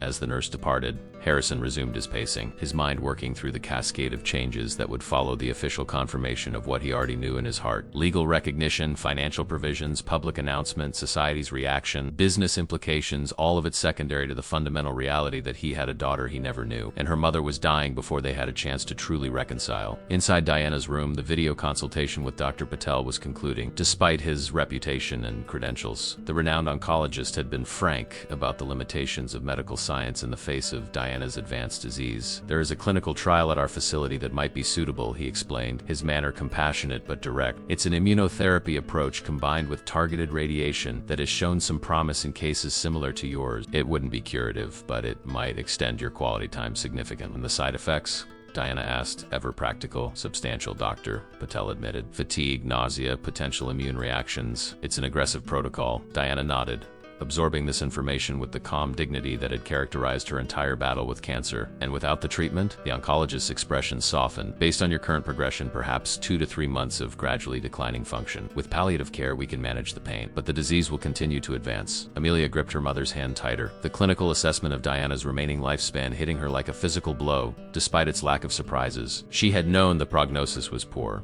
but hearing it confirmed by one of the world's leading experts made it unbearably real. I'll need time to consider the trial option, Diana said, her voice steady despite the gravity of the discussion, and to talk it over with my daughter. Of course, doctor, Patel agreed. There's a space available starting next week if you decide to proceed. Mr. Wells has arranged for all logistics and expense should you choose to participate. After the video conference ended and the medical team dispersed, Amelia helped her mother adjust her position in bed. The conversation had clearly drained what little energy Diana had. 2 to 3 months, Diana murmured, staring out the window at the city skyline. Maybe a bit longer with this trial. Mom, Amelia began, her voice catching. It's all right, sweetheart, Diana assured her, surprising strength in her grip as she clasped Amelia's hand. I've had time to come to terms with this. What matters now is that you won't be alone after I'm gone. The simple statement carried the weight of Diana's greatest fear throughout Amelia's life, that her daughter would be left entirely alone in the world. Now, through the strangest twist of fate, that fear had been alleviated in their final months together. I found him because of you, Amelia said softly, because you kept that ring all these years. Diana's smile was bittersweet. I always knew the day might come when you'd need proof of who you were. I just didn't expect it to happen quite like this. She glanced toward the door. We should get that DNA test done. Harrison is probably wearing a path on the floor out there with his pacing. Amelia laughed softly, already recognizing the characteristic behavior in the man she was just beginning to know as her father. He does that a lot, doesn't he? He always did, Diana confirmed, a distant fondness in her voice. When he's thinking deeply or worried about something. Some things never change. The small shared observation, this tiny glimpse into Harrison's past and character, felt precious to Amelia. A piece of the puzzle that was her own origin story. She helped her mother into a wheelchair, and together they emerged from the suite to find Harrison and Michael exactly as Diana had predicted. Harrison pacing while Michael observed with barely concealed fascination. Harrison stopped immediately when he saw them, his expression softening as he took in Diana's evident exhaustion. "You should be resting," he said, concern evident in his voice. "There will be time for rest later," Diana replied with gentle irony. "Let's get this test done and make it official." The DNA testing itself was anticlimactic, simple cheek swabs collected in sterile tubes, labeled carefully, and whisked away to the lab. The genetic markers that would scientifically confirm what was visibly obvious to anyone who saw them together. As they returned to Diana's suite afterward, Harrison's phone chimed with a message. He glanced at the screen, his expression shifting subtly. "Catherine is coming to the hospital," he announced, a note of surprise in his voice. "She'd like to meet both of you properly." Diana and Amelia exchanged a look, part apprehension, part resignation. This meeting had been inevitable from the moment Amelia had recognized Harrison's ring at Bellamy's, but its imminence was nonetheless daunting. "I should change," Amelia said, suddenly acutely aware of her rumpled appearance after the emotional morning. "You're fine as you are," Diana assured her, reaching for her hand. "This isn't a society function, it's just people trying to find their way through an impossible situation." Harrison nodded in agreement, though his own tension was evident in the set of his shoulders. "Catherine is complicated," he acknowledged. "Proud, protective of our family, but she's also fair and ultimately practical." Whether this assessment was accurate or merely hopeful remained to be seen. As they waited for Catherine's arrival, the four of them, Harrison, Diana, Amelia, and Michael, and an uneasy tableau of new connections and uncertain futures, bound together by blood and circumstance in ways none of them could have anticipated just 24 hours earlier. Outside the hospital, Catherine sat in her car, gathering her composure before facing the woman her husband had been, with before their marriage and the daughter who had resulted from that union. The DNA test was a formality. She had seen Amelia's face, recognized the unmistakable Wells features that connected her to Harrison and, more troublingly, to Michael and Rebecca. Catherine touched up her lipstick in the rearview mirror, a ritual of preparation for difficult encounters that had served her well through decades of navigating high-stakes social and business situations. This meeting, however, tested the limits of her considerable poise. What does one say to the dying woman whose existence has rewritten your family's story? How does one welcome a stepdaughter who had been serving your anniversary dinner just yesterday? There were no etiquette guides for this, no precedents in her social circle to follow. Catherine Wells would have to write this protocol herself, as she had written so many others during her 40-year reign as Harrison's wife and partner. With a deep breath, she exited the car and walked toward the hospital entrance, her designer heels clicking authoritatively on the pavement, the sound of a woman determined to face whatever came next with the dignity and composure expected of Catherine Wells. Catherine Wells moved through the hospital with purpose, her designer heels clicking rhythmically against the polished floor. Hospital staff recognized the air of authority that surrounded her and stepped aside, offering respectful nods as she passed. Unlike Harrison, whose influence manifested in forceful directives and commanding presence, Catherine's power was more subtle, a lifetime of carefully cultivated social influence distilled into every graceful movement. When she reached the VIP wing, Michael was waiting in the corridor outside Diana's suite. His expression betrayed a mixture of relief and apprehension at his mother's arrival. "Mom," he greeted, leaning in to kiss her cheek. "I wasn't sure you'd come today." "Of course I came," Catherine replied, her voice measured and composed. "This affects our entire family. I needed to see the situation for myself." Michael studied his mother's face, searching for signs of her true emotional state beneath the polished exterior. "Dad's inside with them. The DNA test is done, results in 2 days, but single quotes," he trailed off, the conclusion too obvious to need stated. "I know," Catherine said simply. She smoothed an imaginary wrinkle from her perfectly tailored blazer, a habitual gesture when preparing for a challenging social encounter. "How is she?" Diana. "Weak physically, but remarkably dignified," Michael answered honestly. "She's not what I expect." "What did you expect?" Michael shrugged. "I don't know. Someone more opportunistic, I guess. Someone looking to capitalize on the connection. But she's not like that at all." Catherine nodded, absorbing this assessment. "And Amelia? She's single quotes." Michael paused, choosing his words carefully. "She's a Wells mom. Not just physically, though that's undeniable, but in her manner, her directness. She has Dad's determination and focus." A shadow passed over Catherine's features, quickly controlled. The confirmation from her own son that Amelia was unmistakably Harrison's child landed with particular weight. "I'd like a moment alone with your father before I meet them," she decided. Michael nodded, stepping to the door to inform Harrison of Catherine's request. A moment later, Harrison emerged, his face registering surprise and evident relief at his wife's presence. He closed the door behind him, creating a pocket of privacy in the hospital corridor. "Catherine," he began, reaching for her hands. "Thank you for coming." She allowed the contact briefly before withdrawing.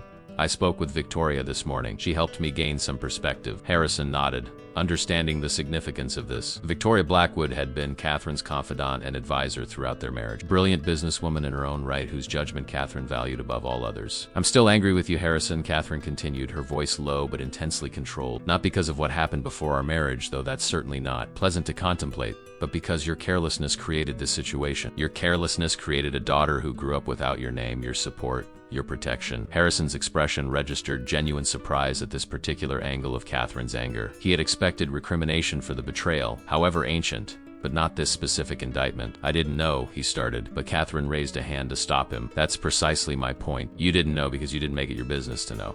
The Harrison Wells I married left nothing to chance, controlled every variable, anticipated every contingency, except this one. The criticism struck with surgical precision. Harrison's identity had always been wrapped in his meticulous control of his environment and circumstances. The existence of an unknown daughter represented a profound failure of that control. You're right. He acknowledged the admission, clearly difficult for him. And I have no defense except youth and ambition. I was so focused on building the life we planned together, I never looked back to see what I might have left behind. Catherine's expression softened marginally at his candor. Well, we're looking back now. All of us. She straightened her shoulders, composure fully restored. I'd like to meet them properly. Harrison nodded, relieved that this first crucial hurdle had been cleared. He opened the door, ushering Catherine into Diana's suite. Inside, Diana was sitting up in bed, looking small but dignified against the pillows. Amelia stood protectively at her side, tension evident in the set of her shoulders. Rebecca sat in a chair near the window, her presence a quiet show of solidarity that Catherine noted with a mixture of pride and complicated emotion. The tableau froze momentarily as Catherine entered four people whose lives had been suddenly,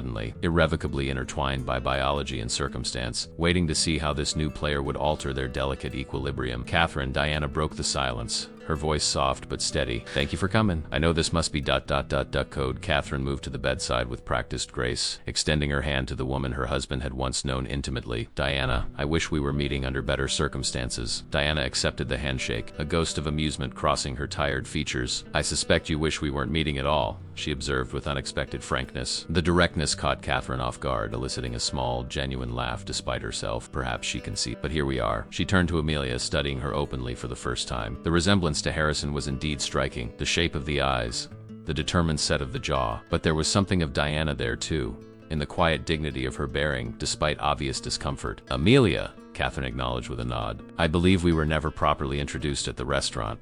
Mrs. Wells, Amelia responded, her voice betraying a slight nervous tremor. I'm sorry about how all this happened. I never intended to disrupt your anniversary dinner or ...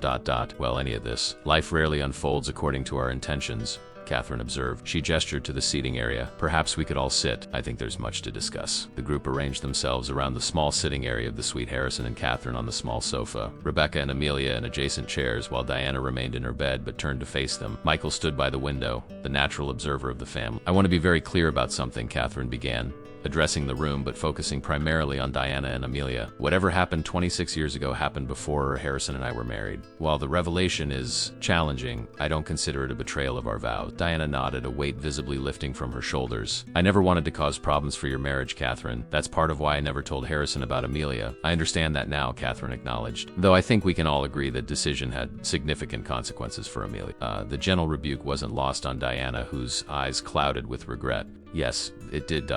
Harrison leaned forward, his business instincts taking over in the face of an uncomfortable situation. What matters now is how we move forward. The DNA test will confirm what we already know, and then we can begin the process of legally recognizing Amelia as a Wells. And what exactly does that entail? Amelia asked, speaking up for the first time. Beyond the trust fund you mentioned, which I'm still not entirely comfortable with, it means securing your rightful place in our family, Harrison replied firmly. Legally, financially, and socially. It means access to opportunities and resources that should have been yours from birth. And it means navigating considerable public interests, Catherine added pragmatically. The discovery of Harrison Wells' previously unknown adult daughter will be news, Amelia. Significant news. We need to manage that carefully. The reality of this hadn't fully registered with Amelia until that moment. Her life as an anonymous waitress would be over-replaced by notoriety and scrutiny she had never sought. I hadn't thought about that, she admitted, a flash of alarm crossing her features. We have an excellent PR team, Catherine assured her. They can help prepare you for the attention, coach you on handling press inquiries, manage your social media presence. I don't have a social media presence, Amelia interrupted. Just a private Instagram account with about 50 followers. Mostly friends from college. Catherine and Rebecca exchanged a glance that spoke volume, a silent acknowledgement of how different Amelia's life experience had been from their own carefully managed public personas. Well, that may actually be an advantage, Catherine mused. A clean slate is easier to manage than having to scrub existing accounts. Diana watched this exchange with a mixture of concern and resignation. Is all of this really necessary? The public announcements, the media management? Unfortunately, yes, Harrison confirmed. Our family has a significant public profile. The Wells name comes with scrutiny, especially in business circles. Transparency, managed properly, is our best strategy. But surely this could wait until after ... single quotes. Amelia trailed off, unable to complete the painful thought as she glanced at her mother. The unspoken implication hung heavily in the room. After Diana's death, the rest of them would continue with their new family configuration, but Diana wouldn't be there to see it unfold. Catherine's expression softened with genuine compassion. Of course, there's no rush to make any public announcements. The immediate priority is Diana's care and treatment options. Diana shook her head slightly. Don't put your lives on hold for me. I've made peace with what's coming. Mom, please. Amelia began, but Diana raised a frail hand to silence her. I'd rather see this settled while I'm still here, she insisted. I'd rather know that Amelia's place in your family is secure, that she's accepted and supported. Her gaze moved deliberately to Catherine. That's all I've ever wanted for her: security, belonging, opportunity. The simple, maternal wish expressed without manipulation or guile struck Catherine deeply, despite the complexities of their situation. Diana's primary concern was clearly for her daughter's welfare, not for financial gain or social advancement. She'll have all of those things, Catherine found herself promising, surprising even herself with the sincerity in her voice. Whatever else happens, Amelia will be acknowledged and accepted as Harrison's daughter and as part of our family. Harrison reached for Catherine's hand, a gesture of gratitude for her generosity of spirit in this impossible situation. She allowed the contact, their fingers intertwining in a small but significant demonstration of unity. There's another matter we should discuss, Harrison said, turning back to Diana. Dr. Patel's clinical trial. Have you made a decision? Diana sighed, fatigue evident in every line of her face. The reality is, even with the trial, we're talking about months, not years. And those months would be filled with side effects, hospital stays, more suffering, but it might give you more time, Amelia insisted, the desperation clear in her voice. More quality time. Quality is the operative word, sweetheart, Diana replied gently. I need to think about what that time would actually be like. Whatever you decide, Harrison interjected, the best care is available to you here at Sloan Kettering. Anywhere in the world. Cost is not a consideration. Diana's expression betrayed a complex mixture of emotions: gratitude for the offer, sadness for what might have been if these resources had been available years earlier, and a quiet dignity in the face of her prognosis. Thank you, Harrison, she said simply. I'll consider the trial. But first, she glanced at the bedside clock. I believe your family has a luncheon scheduled with the governor today. You shouldn't miss it on my account. Catherine started in surprise. How did you know about that? A ghost of a smile crossed Diana's face. I was a hotel concierge for years, Catherine. Remembering the schedules of important people was literally my job. The small revelation, this glimpse into Diana's professional competence before cancer had derailed her career, shifted something in Catherine's perception. This wasn't just Harrison's former lover or Amelia's mother, but a capable woman who had built her own life and career despite significant obstacles.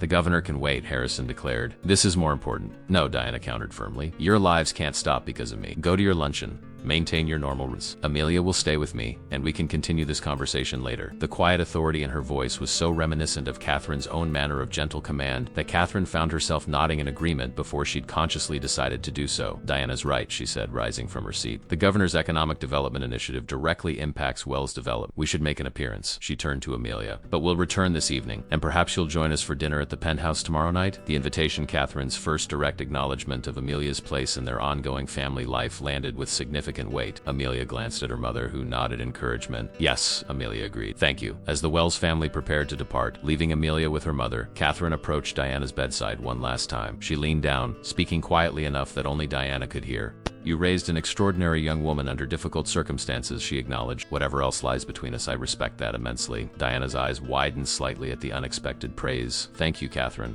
That means more than you know. The two women, linked by a man, a ring, and now a daughter, shared a moment of quiet understanding that transcended the complicated circumstances of their connection. Then Catherine straightened, her public persona slipping back into place as she rejoined her husband and children at the door. As they left, Diana and Amelia exchanged a look that contained volumes. Relief, wonder, and the unspoken acknowledgement that their lives had been permanently altered in ways they were only beginning to comprehend. 2 days later, Harrison sat alone in his office on the 60th floor of Wells Tower, staring at an email that had arrived 15 minutes earlier. The DNA results had come in, confirming what everyone already knew. Amelia Foster was his biological daughter with 99.9998% certainty. The scientific validation of what had been visually obvious from the moment he truly looked at her face across the dinner table at Bellamy's. He swiveled his chair to face the floor, 2 ceiling windows, The city spread out below him like a living testament to his life's work. Buildings bearing the well's name dotted the skyline, towers of glass and steel that would stand for generations, monuments to his vision and ambition. But in the last 48 hours, his perspective had shifted dramatically. All those gleaming structures suddenly seemed less significant compared to the living legacy he had unknowingly created. A daughter who had grown up without his name, his resources, or his protection. The intercom on his desk buzzed. "Mr. Wells, Miss Adler is here to see you," his assistant announced. "Send her in," Harrison replied, turning back to his desk. Genevieve Adler entered with the brisk efficiency that had made her invaluable as the Wells family's lead attorney for over 2 decades. At 62, she was a formidable presence. Silver haircut and a precise bob, piercing gray eyes that had stared down countless opposing counsels, and the confident bearing of someone who had never lost a significant legal battle. "The results are in," Harrison said without preamble, nodding toward his computer screen. "As expected," Genevieve noted, settling into the chair across from him. "I've prepared the legal paperwork acknowledging paternity and drafted amendments to the family trust doc." She placed a leather portfolio on his desk. "We'll need signatures from you, Catherine, and the board of trustees." Harrison nodded, flipping through the documents. "And the press statement?" "Catherine and the PR team have crafted a preliminary announcement." Genevieve produced another document from her briefcase. It's dignified, straightforward, and emphasizes family unity while requesting privacy during this transition period. Harrison scanned the statement, noting Catherine's characteristic touch in the carefully worded phrases. Despite her initial shock and anger, his wife had rallied with remarkable composure, approaching this family crisis with the same strategic acumen she applied to all challenges. "Diana's medical directives?" he asked, moving to the next pressing concern. "Updated as requested," Genevieve confirmed. "Full access has been granted to you for medical decisions should she become incapacitated, with Amelia remaining as primary healthcare proxy. The DNR order remains in place per Diana's wishes, but we've added provisions for the experimental treatments should she opt to pursue them." Harrison nodded, a heaviness settling in his chest at the clinical discussion of Diana's end-of-life arrangements. The woman he had known briefly in his ambitious youth was slipping away, her vibrant spirit diminished daily by the disease consuming her body. "And the name change petition for Amelia? Filed yesterday on an expedited basis," Jen replied. "Given the circumstances and your influence, we anticipate approval within weeks rather than months." "Good." Harrison closed the portfolio, his decision made. "Implement all of it. I want everything in place before the public announcement." Genevieve studied him with the knowing gaze of someone who had witnessed his most consequential decisions for decades. "If I may, Harrison, how is Amelia handling all of this?" "It's a significant adjustment for a young woman who was waiting tables just days ago." The question surprised him. Genevieve rarely ventured beyond strict legal considerations into personal matters. "She's remarkably resilient," he answered after a moment's reflection. "Overwhelmed, certainly, but adapting with a quiet dignity that reminds me of her mother." "And, Catherine? How is she truly managing this revelation?" Harrison's expression tightened slightly. "As well as can be expected, she's focusing on the practical aspects, the legal transition, the public announcement, preparing Amelia for her new public profile. It's her way of maintaining control in an uncontrollable situation." Genevieve nodded, understanding the dynamics of the Wells marriage after decades of observation. "And Michael and Rebecca?" "Rebecca has embraced Amelia wholeheartedly," Harrison said, a hint of pride warming his voice. "She's taken her shopping, introduced her to friends, begun the process of acclimating her to our world. Michael is ... single quotes, he hesitated, searching for the right characterization. I'm more cautious. The lawyer in him, perhaps. Or the heir apparent, Genevieve suggested shrewd. Harrison frowned. "What do you mean?" "Harrison, you've been grooming Michael to take over Wells' development since he was in college. Suddenly there's another Wells child in the picture, one who, according to my research, graduated with honors in business before circumstances forced her to put aside her ambitions. It's natural for Michael to feel ...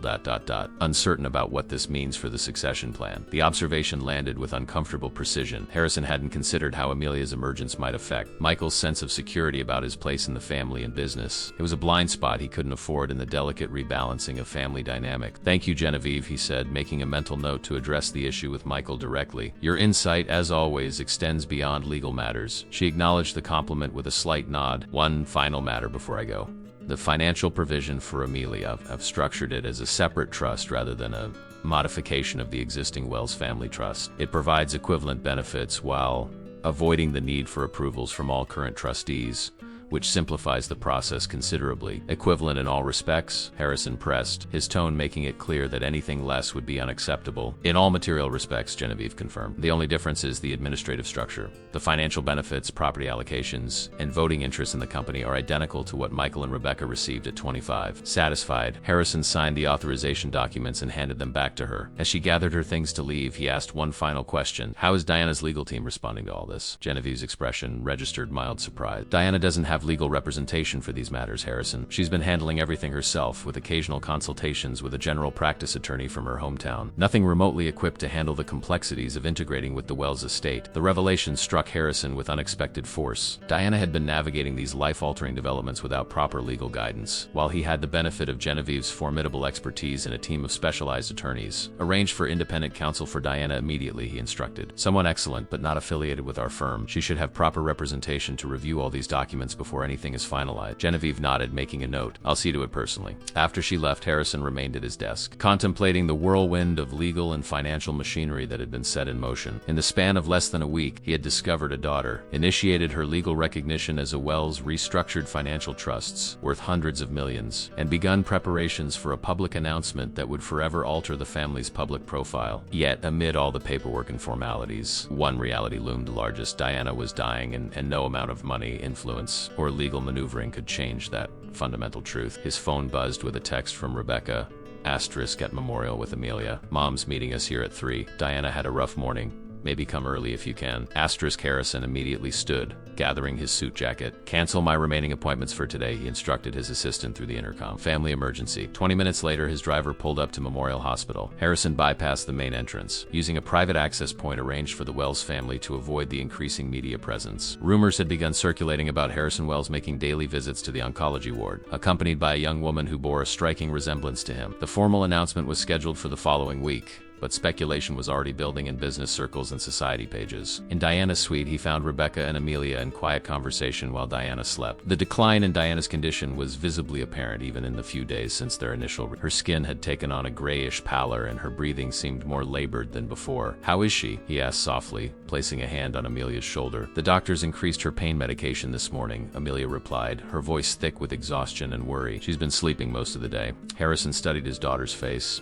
noting the dark circles under her eyes and the strain evident in every feature. "And how are you holding up?" Amelia attempted a smile that didn't reach her eyes. "I'm fine. She hasn't left the hospital in 2 days," Rebecca interjected, concern evident in her voice. "She won't even go to the cafeteria for meals. She has them brought up." Harrison frowned. "Amelia, you need proper rest. There are nurses here around the clock, and we can arrange for private duty nurses if necessary." "I need to be here," Amelia insisted, a flash of the Wells' stubbornness evident in her tone. "Every time I leave, even for a few hours, I'm terrified." She thought she couldn't complete the sentence, her voice catching on the unspoken fear. Harrison understood all too well. His own guilt at having been absent for 26 years made his current presence feel like a poor substitution, a belated attempt to compensate for a lifetime of absence. How much more intense must Amelia's sense of responsibility be, having been her mother's primary support through years of illness? The DNA results came in, he said, changing the subject to give Amelia a moment to regain her composure, officially confirming what we already knew. Amelia nodded, unsurprised. "Mom will be glad to hear when she wakes up. She's been worried about making everything legal before ...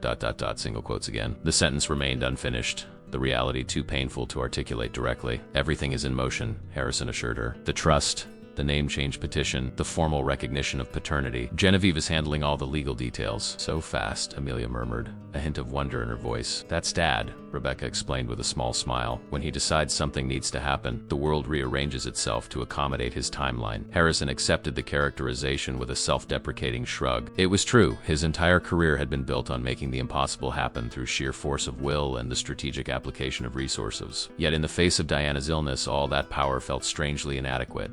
The door opened and Catherine entered, impeccably dressed as always in a tailored suit that managed to be both professional and compassionate, appropriate for a hospital visit while maintaining the dignified image expected of a Wells. "How is she?"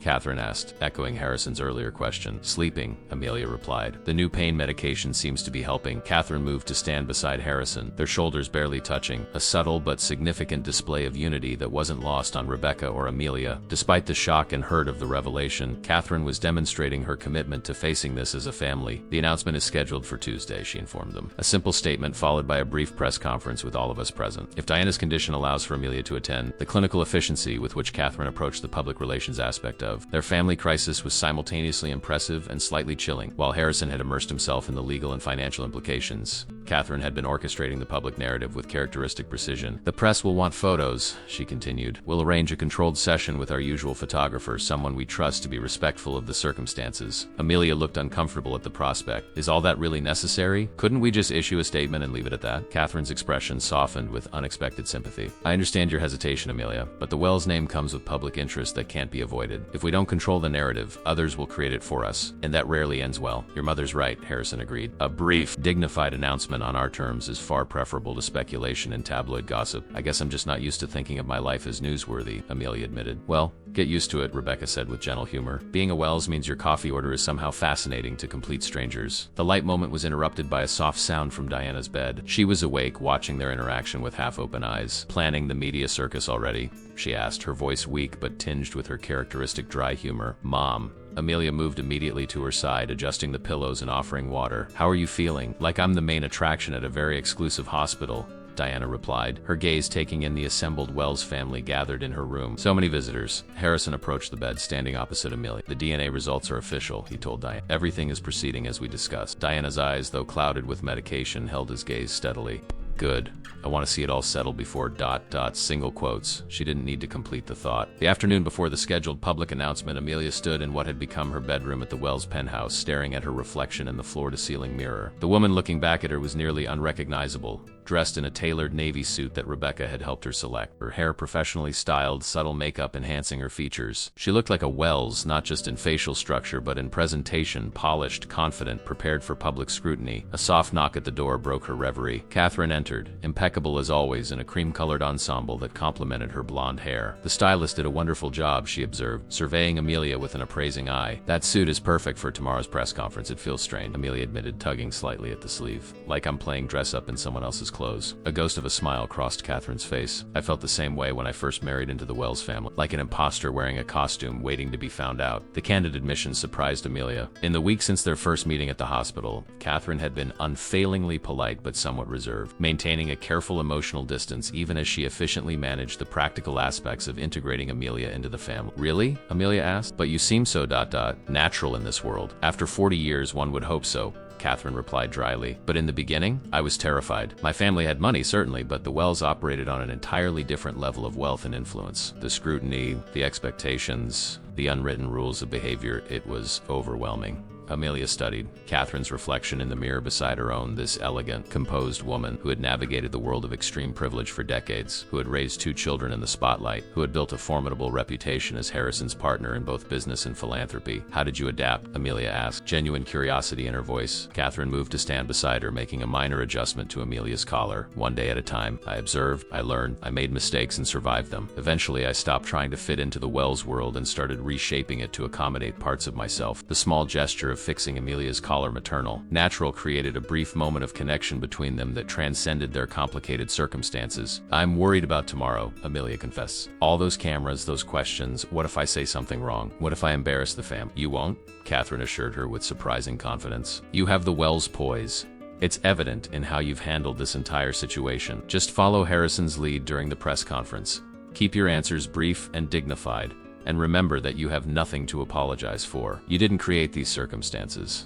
The implicit acknowledgement that Harrison, not Amelia, was responsible for the unusual situation hung between them, not an accusation, but a simple statement of fact. "I should get back to the hospital," Amelia said, glancing at her watch. "Mom had a difficult night. The hospice nurse says... ...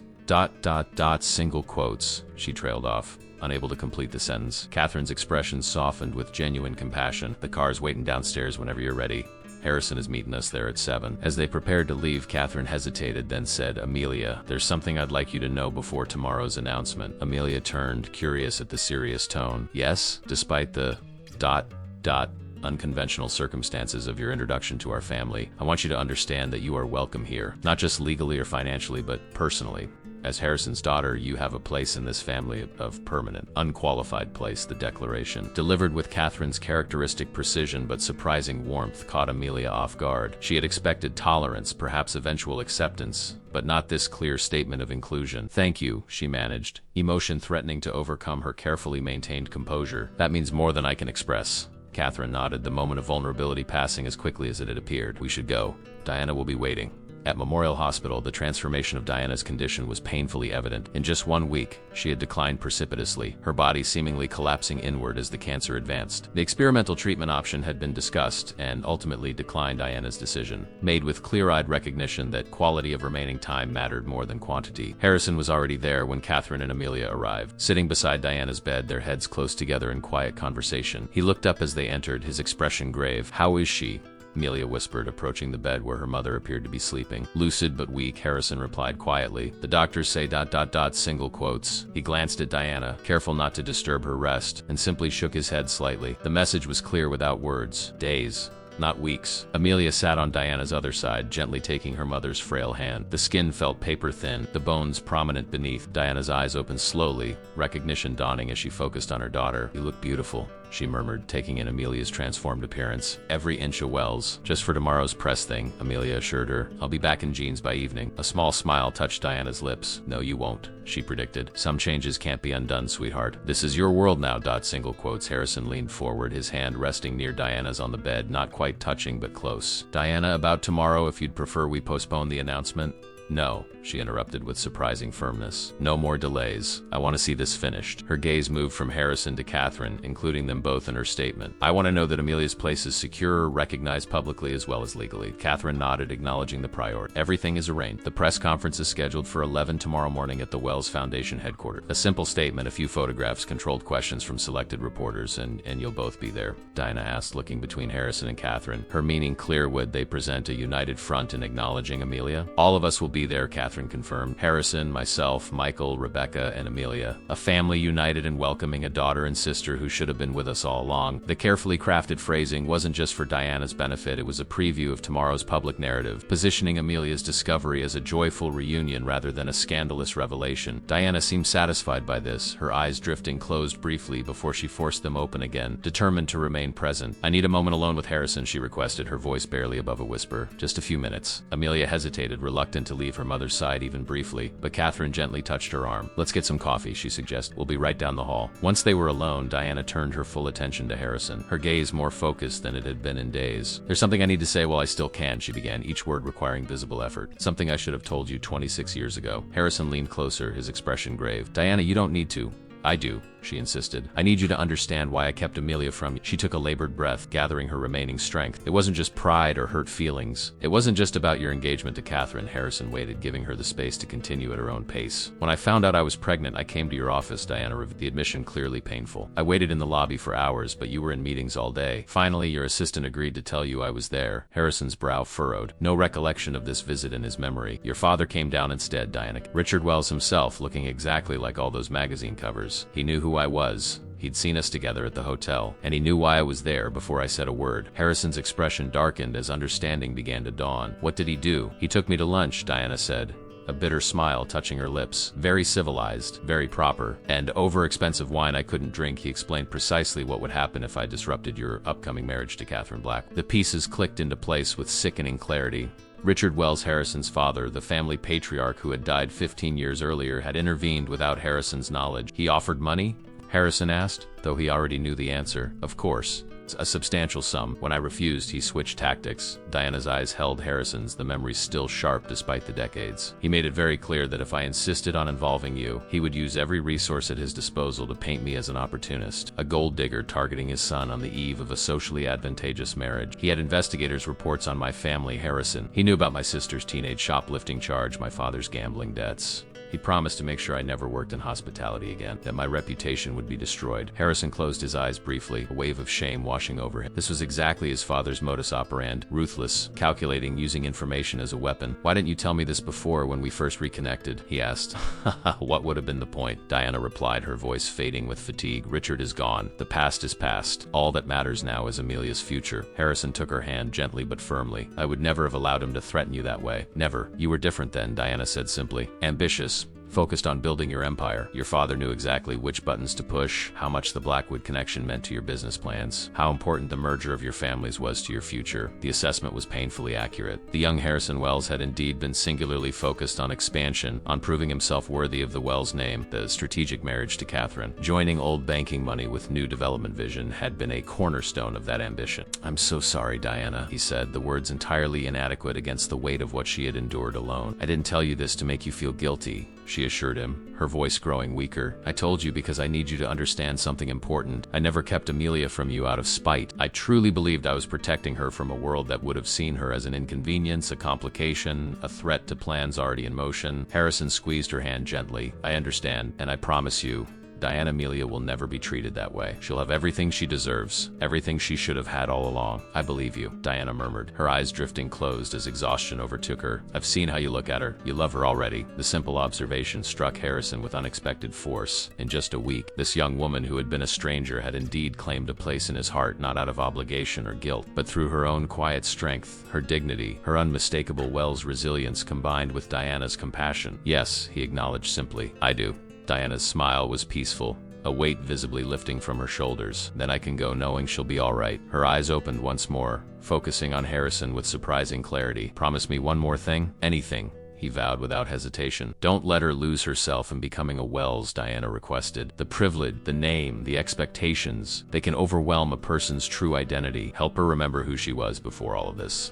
That matters." Harrison nodded, understanding the wisdom in her concern. "I promise." Diana seemed satisfied, her eyes closing again as she drifted towards sleep. Harrison remained at her side, holding her hand, contemplating the cruel twist of fate that had brought them together again only at the end of her journey. Outside in the hallway, Catherine and Amelia sat together on a bench, coffee cups cooling in their hand, an unexpected moment of quiet connection between two women whose lives had been irreversibly intertwined by circumstance. "He loved her once," Catherine observed, her tone neither jealous nor bitter, but simply stating a fact. "I can see it in how he looks at her now." "It was brief," Amelia said carefully, uncertain of how to navigate this delicate territory. "Mom always said they were ships passing, never meant to be together long-term." Catherine nodded, accepting this characterization. "And yet here you are, the living proof of that brief connection, carrying both of them forward in ways none of us could have predicted." The observation was profound in its simplicity, acknowledging the strange alchemy of chance and choice that shapes human lives. Tomorrow, Amelia Foster would be publicly recognized as Amelia Wells, daughter of one of the country's most prominent business leaders. Tonight, she was simply a daughter keeping vigil at her mother's bedside,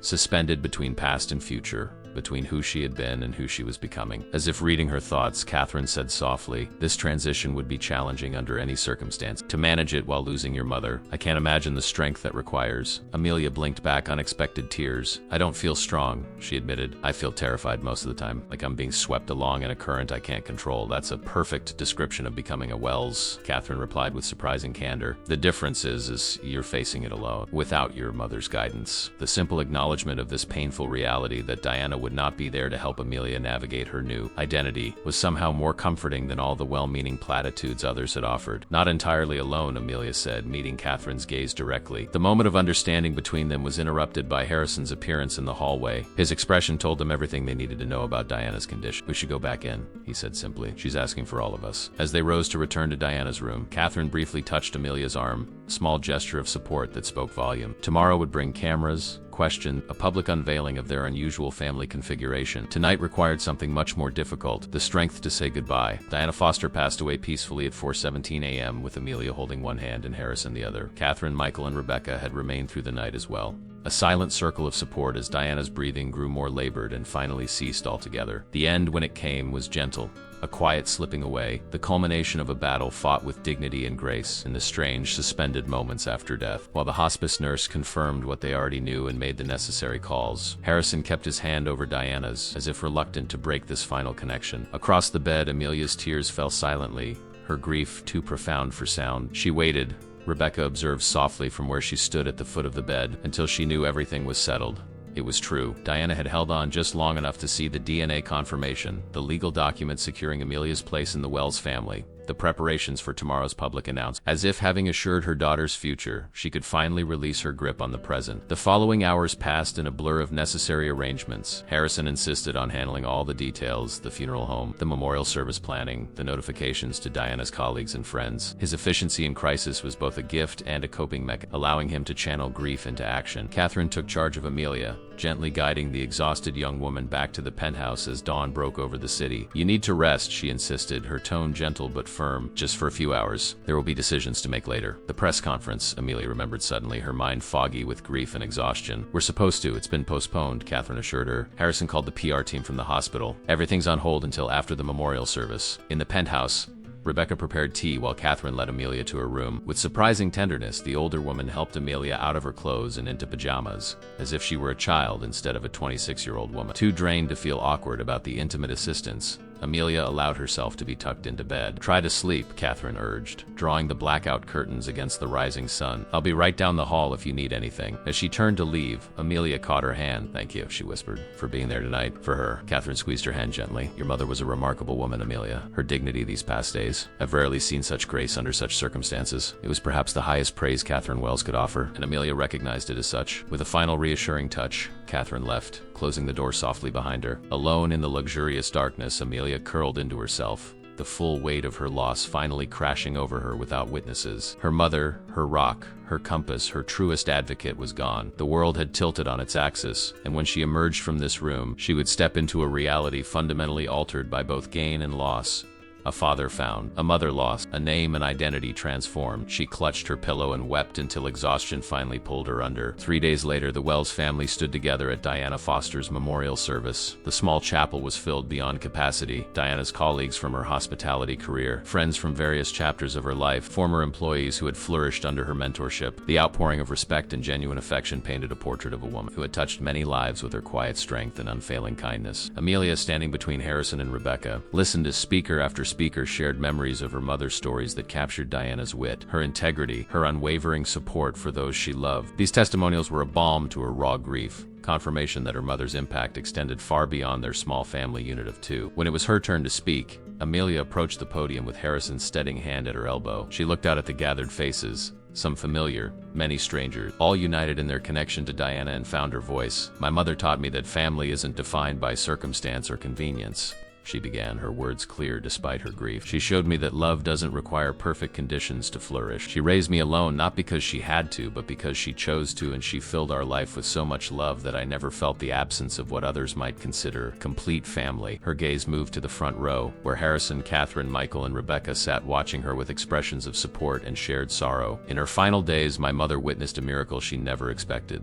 The reuniting of separated lives, the healing of old wounds, the formation of new bonds. She left this world knowing that her greatest legacy, her capacity for forgiveness, for grace under pressure, for love without conditions, would continue." As Amelia returned to her seat, Harrison rose to take her place at the podium. His presence there had been a subject of debate during the service planning. Was it appropriate for him to speak, given the complicated history? Diana herself had settled the question in her final hours, extracting a promise from him to offer some words. "Diana Foster entered my life briefly many years ago," Harrison began, his customary commanding presence softened by evident emotion, "and then she returned in these final days to teach me about courage, about dignity in the face of unimaginable challenges, about the true meaning of legacy." His gaze found Amelia in the front row. "She gave me the greatest gift imaginable, a daughter of extraordinary character and strength, a daughter who reflects her mother's values in every action, every choice, a daughter who has already changed my life immeasurably in the short time I've been privileged to know her." The raw honesty in his voice silenced the room completely. Harrison Wells, known for his strategic brilliance and unsentimental business acumen, was speaking from a place of genuine vulnerability. Diana could have chosen bitterness, he continued. She could have chosen anger or resentment. Instead, she chose grace. She chose forgiveness. She chose to focus on the future rather than the past. Her example challenges all of us to examine our priorities, to consider what truly matters in the brief time we're given. As the service concluded and the attendees moved to the reception, Harrison remained close to Amelia, a protective presence as she received condolences from Diana's friends and colleagues. Catherine managed the logistics of the reception with quiet efficiency, while Michael and Rebecca circulated, taking on the role of family representatives to allow Amelia moments of respite when the emotional weight became too heavy. In one such moment, Amelia found herself alone in a small antechamber,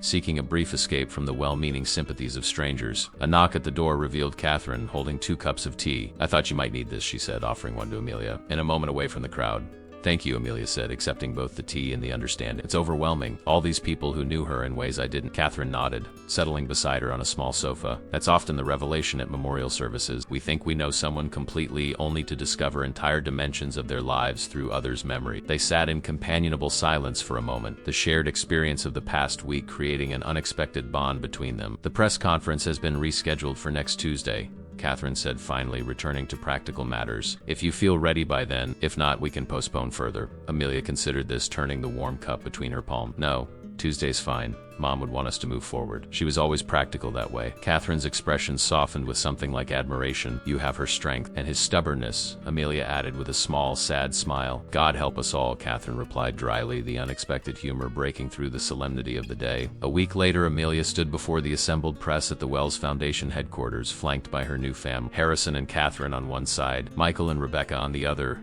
United front as Harrison read a prepared statement officially acknowledging Amelia as his daughter and welcoming her into the Wells family. The cameras flashed continuously, capturing the historic moment for business publication. Society pages and news outlets fascinated by this unexpected chapter in the Wells dynasty narrative. Amelia, dressed in a suit selected by Catherine and coached extensively by the family's PR team, maintained the poised, dignified expression expected of a Wells in the public eye. While we regret the circumstances that kept us apart for 26 years, Harrison concluded, we are grateful for the opportunity to move forward together as a complete family. We ask for privacy and understanding as we navigate this transition, particularly in light of the recent passing of Amelia's mother, Diana Foster, to whom we all owe a debt of gratitude for raising such an extraordinary young woman. The statement was perfect, acknowledging the unusual circumstances without dwelling on potentially scandalous details, emphasizing family unity while setting clear boundaries for further inquiry, and honoring Diana's role with genuine respect. As the press conference concluded and the family moved toward the private elevator, Harrison placed a hand on Amelia's shoulder. You did wonderfully, he said, pride evident in his voice. Diana would have been proud. She was always better with people than I was. Amelia replied, the mention of her mother still bringing a sharp pang of grief. She knew how to make everyone feel valued, regardless of their status or position. A quality you've inherited, Catherine observed, joining them as they entered the elevator. I noticed how you thanked the catering staff by name on your way out. Small gestures like that speak volumes. The simple acknowledgement that Catherine had been watching. Noticing these details of Amelia's character felt significant. Not approval exactly, but recognition of the values Diana had instilled. Values that transcended social class and circumstance. What happens now?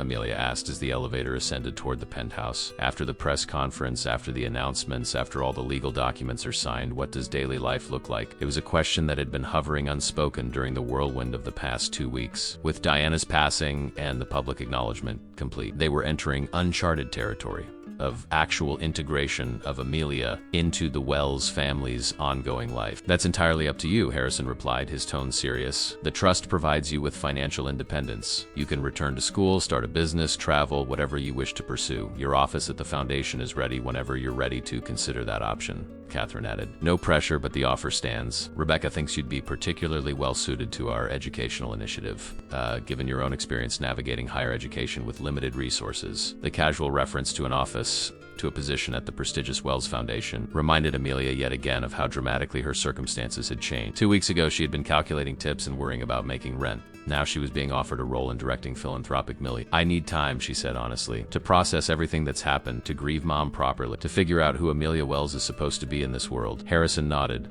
understanding in his eyes. Take all the time you need. The penthouse is your home for as long as you want it to be, and if you prefer your own space, Catherine added with characteristic practicality, we can help you find an appropriate apartment. There's a very nice building on Riverside that's actually a Wells property, secure, private, excellent views. The elevator doors opened to the penthouse, where Rebecca and Michael were already waiting, having traveled in the second elevator. The 5 of them moved into the living room, the pattern now familiar after 2 weeks of shared meals and strategies in grief. As Amelia looked around at these people who were simultaneously strangers and family, she was struck by the improbable journey that had brought her here. One chance encounter in a restaurant, one glimpse of a distinctive ring, one moment of courage in speaking up, and the entire trajectory of her life had changed. Diana had been right in her final observations. Some changes couldn't be undone. Amelia Foster, waitress and devoted daughter, was now irrevocably Amelia Wells' heiress and public figure. The transition wasn't just legal or financial, but a fundamental shift in how the world perceived her and how she would navigate that world going forward. Yet as she watched Harrison review press coverage on his tablet,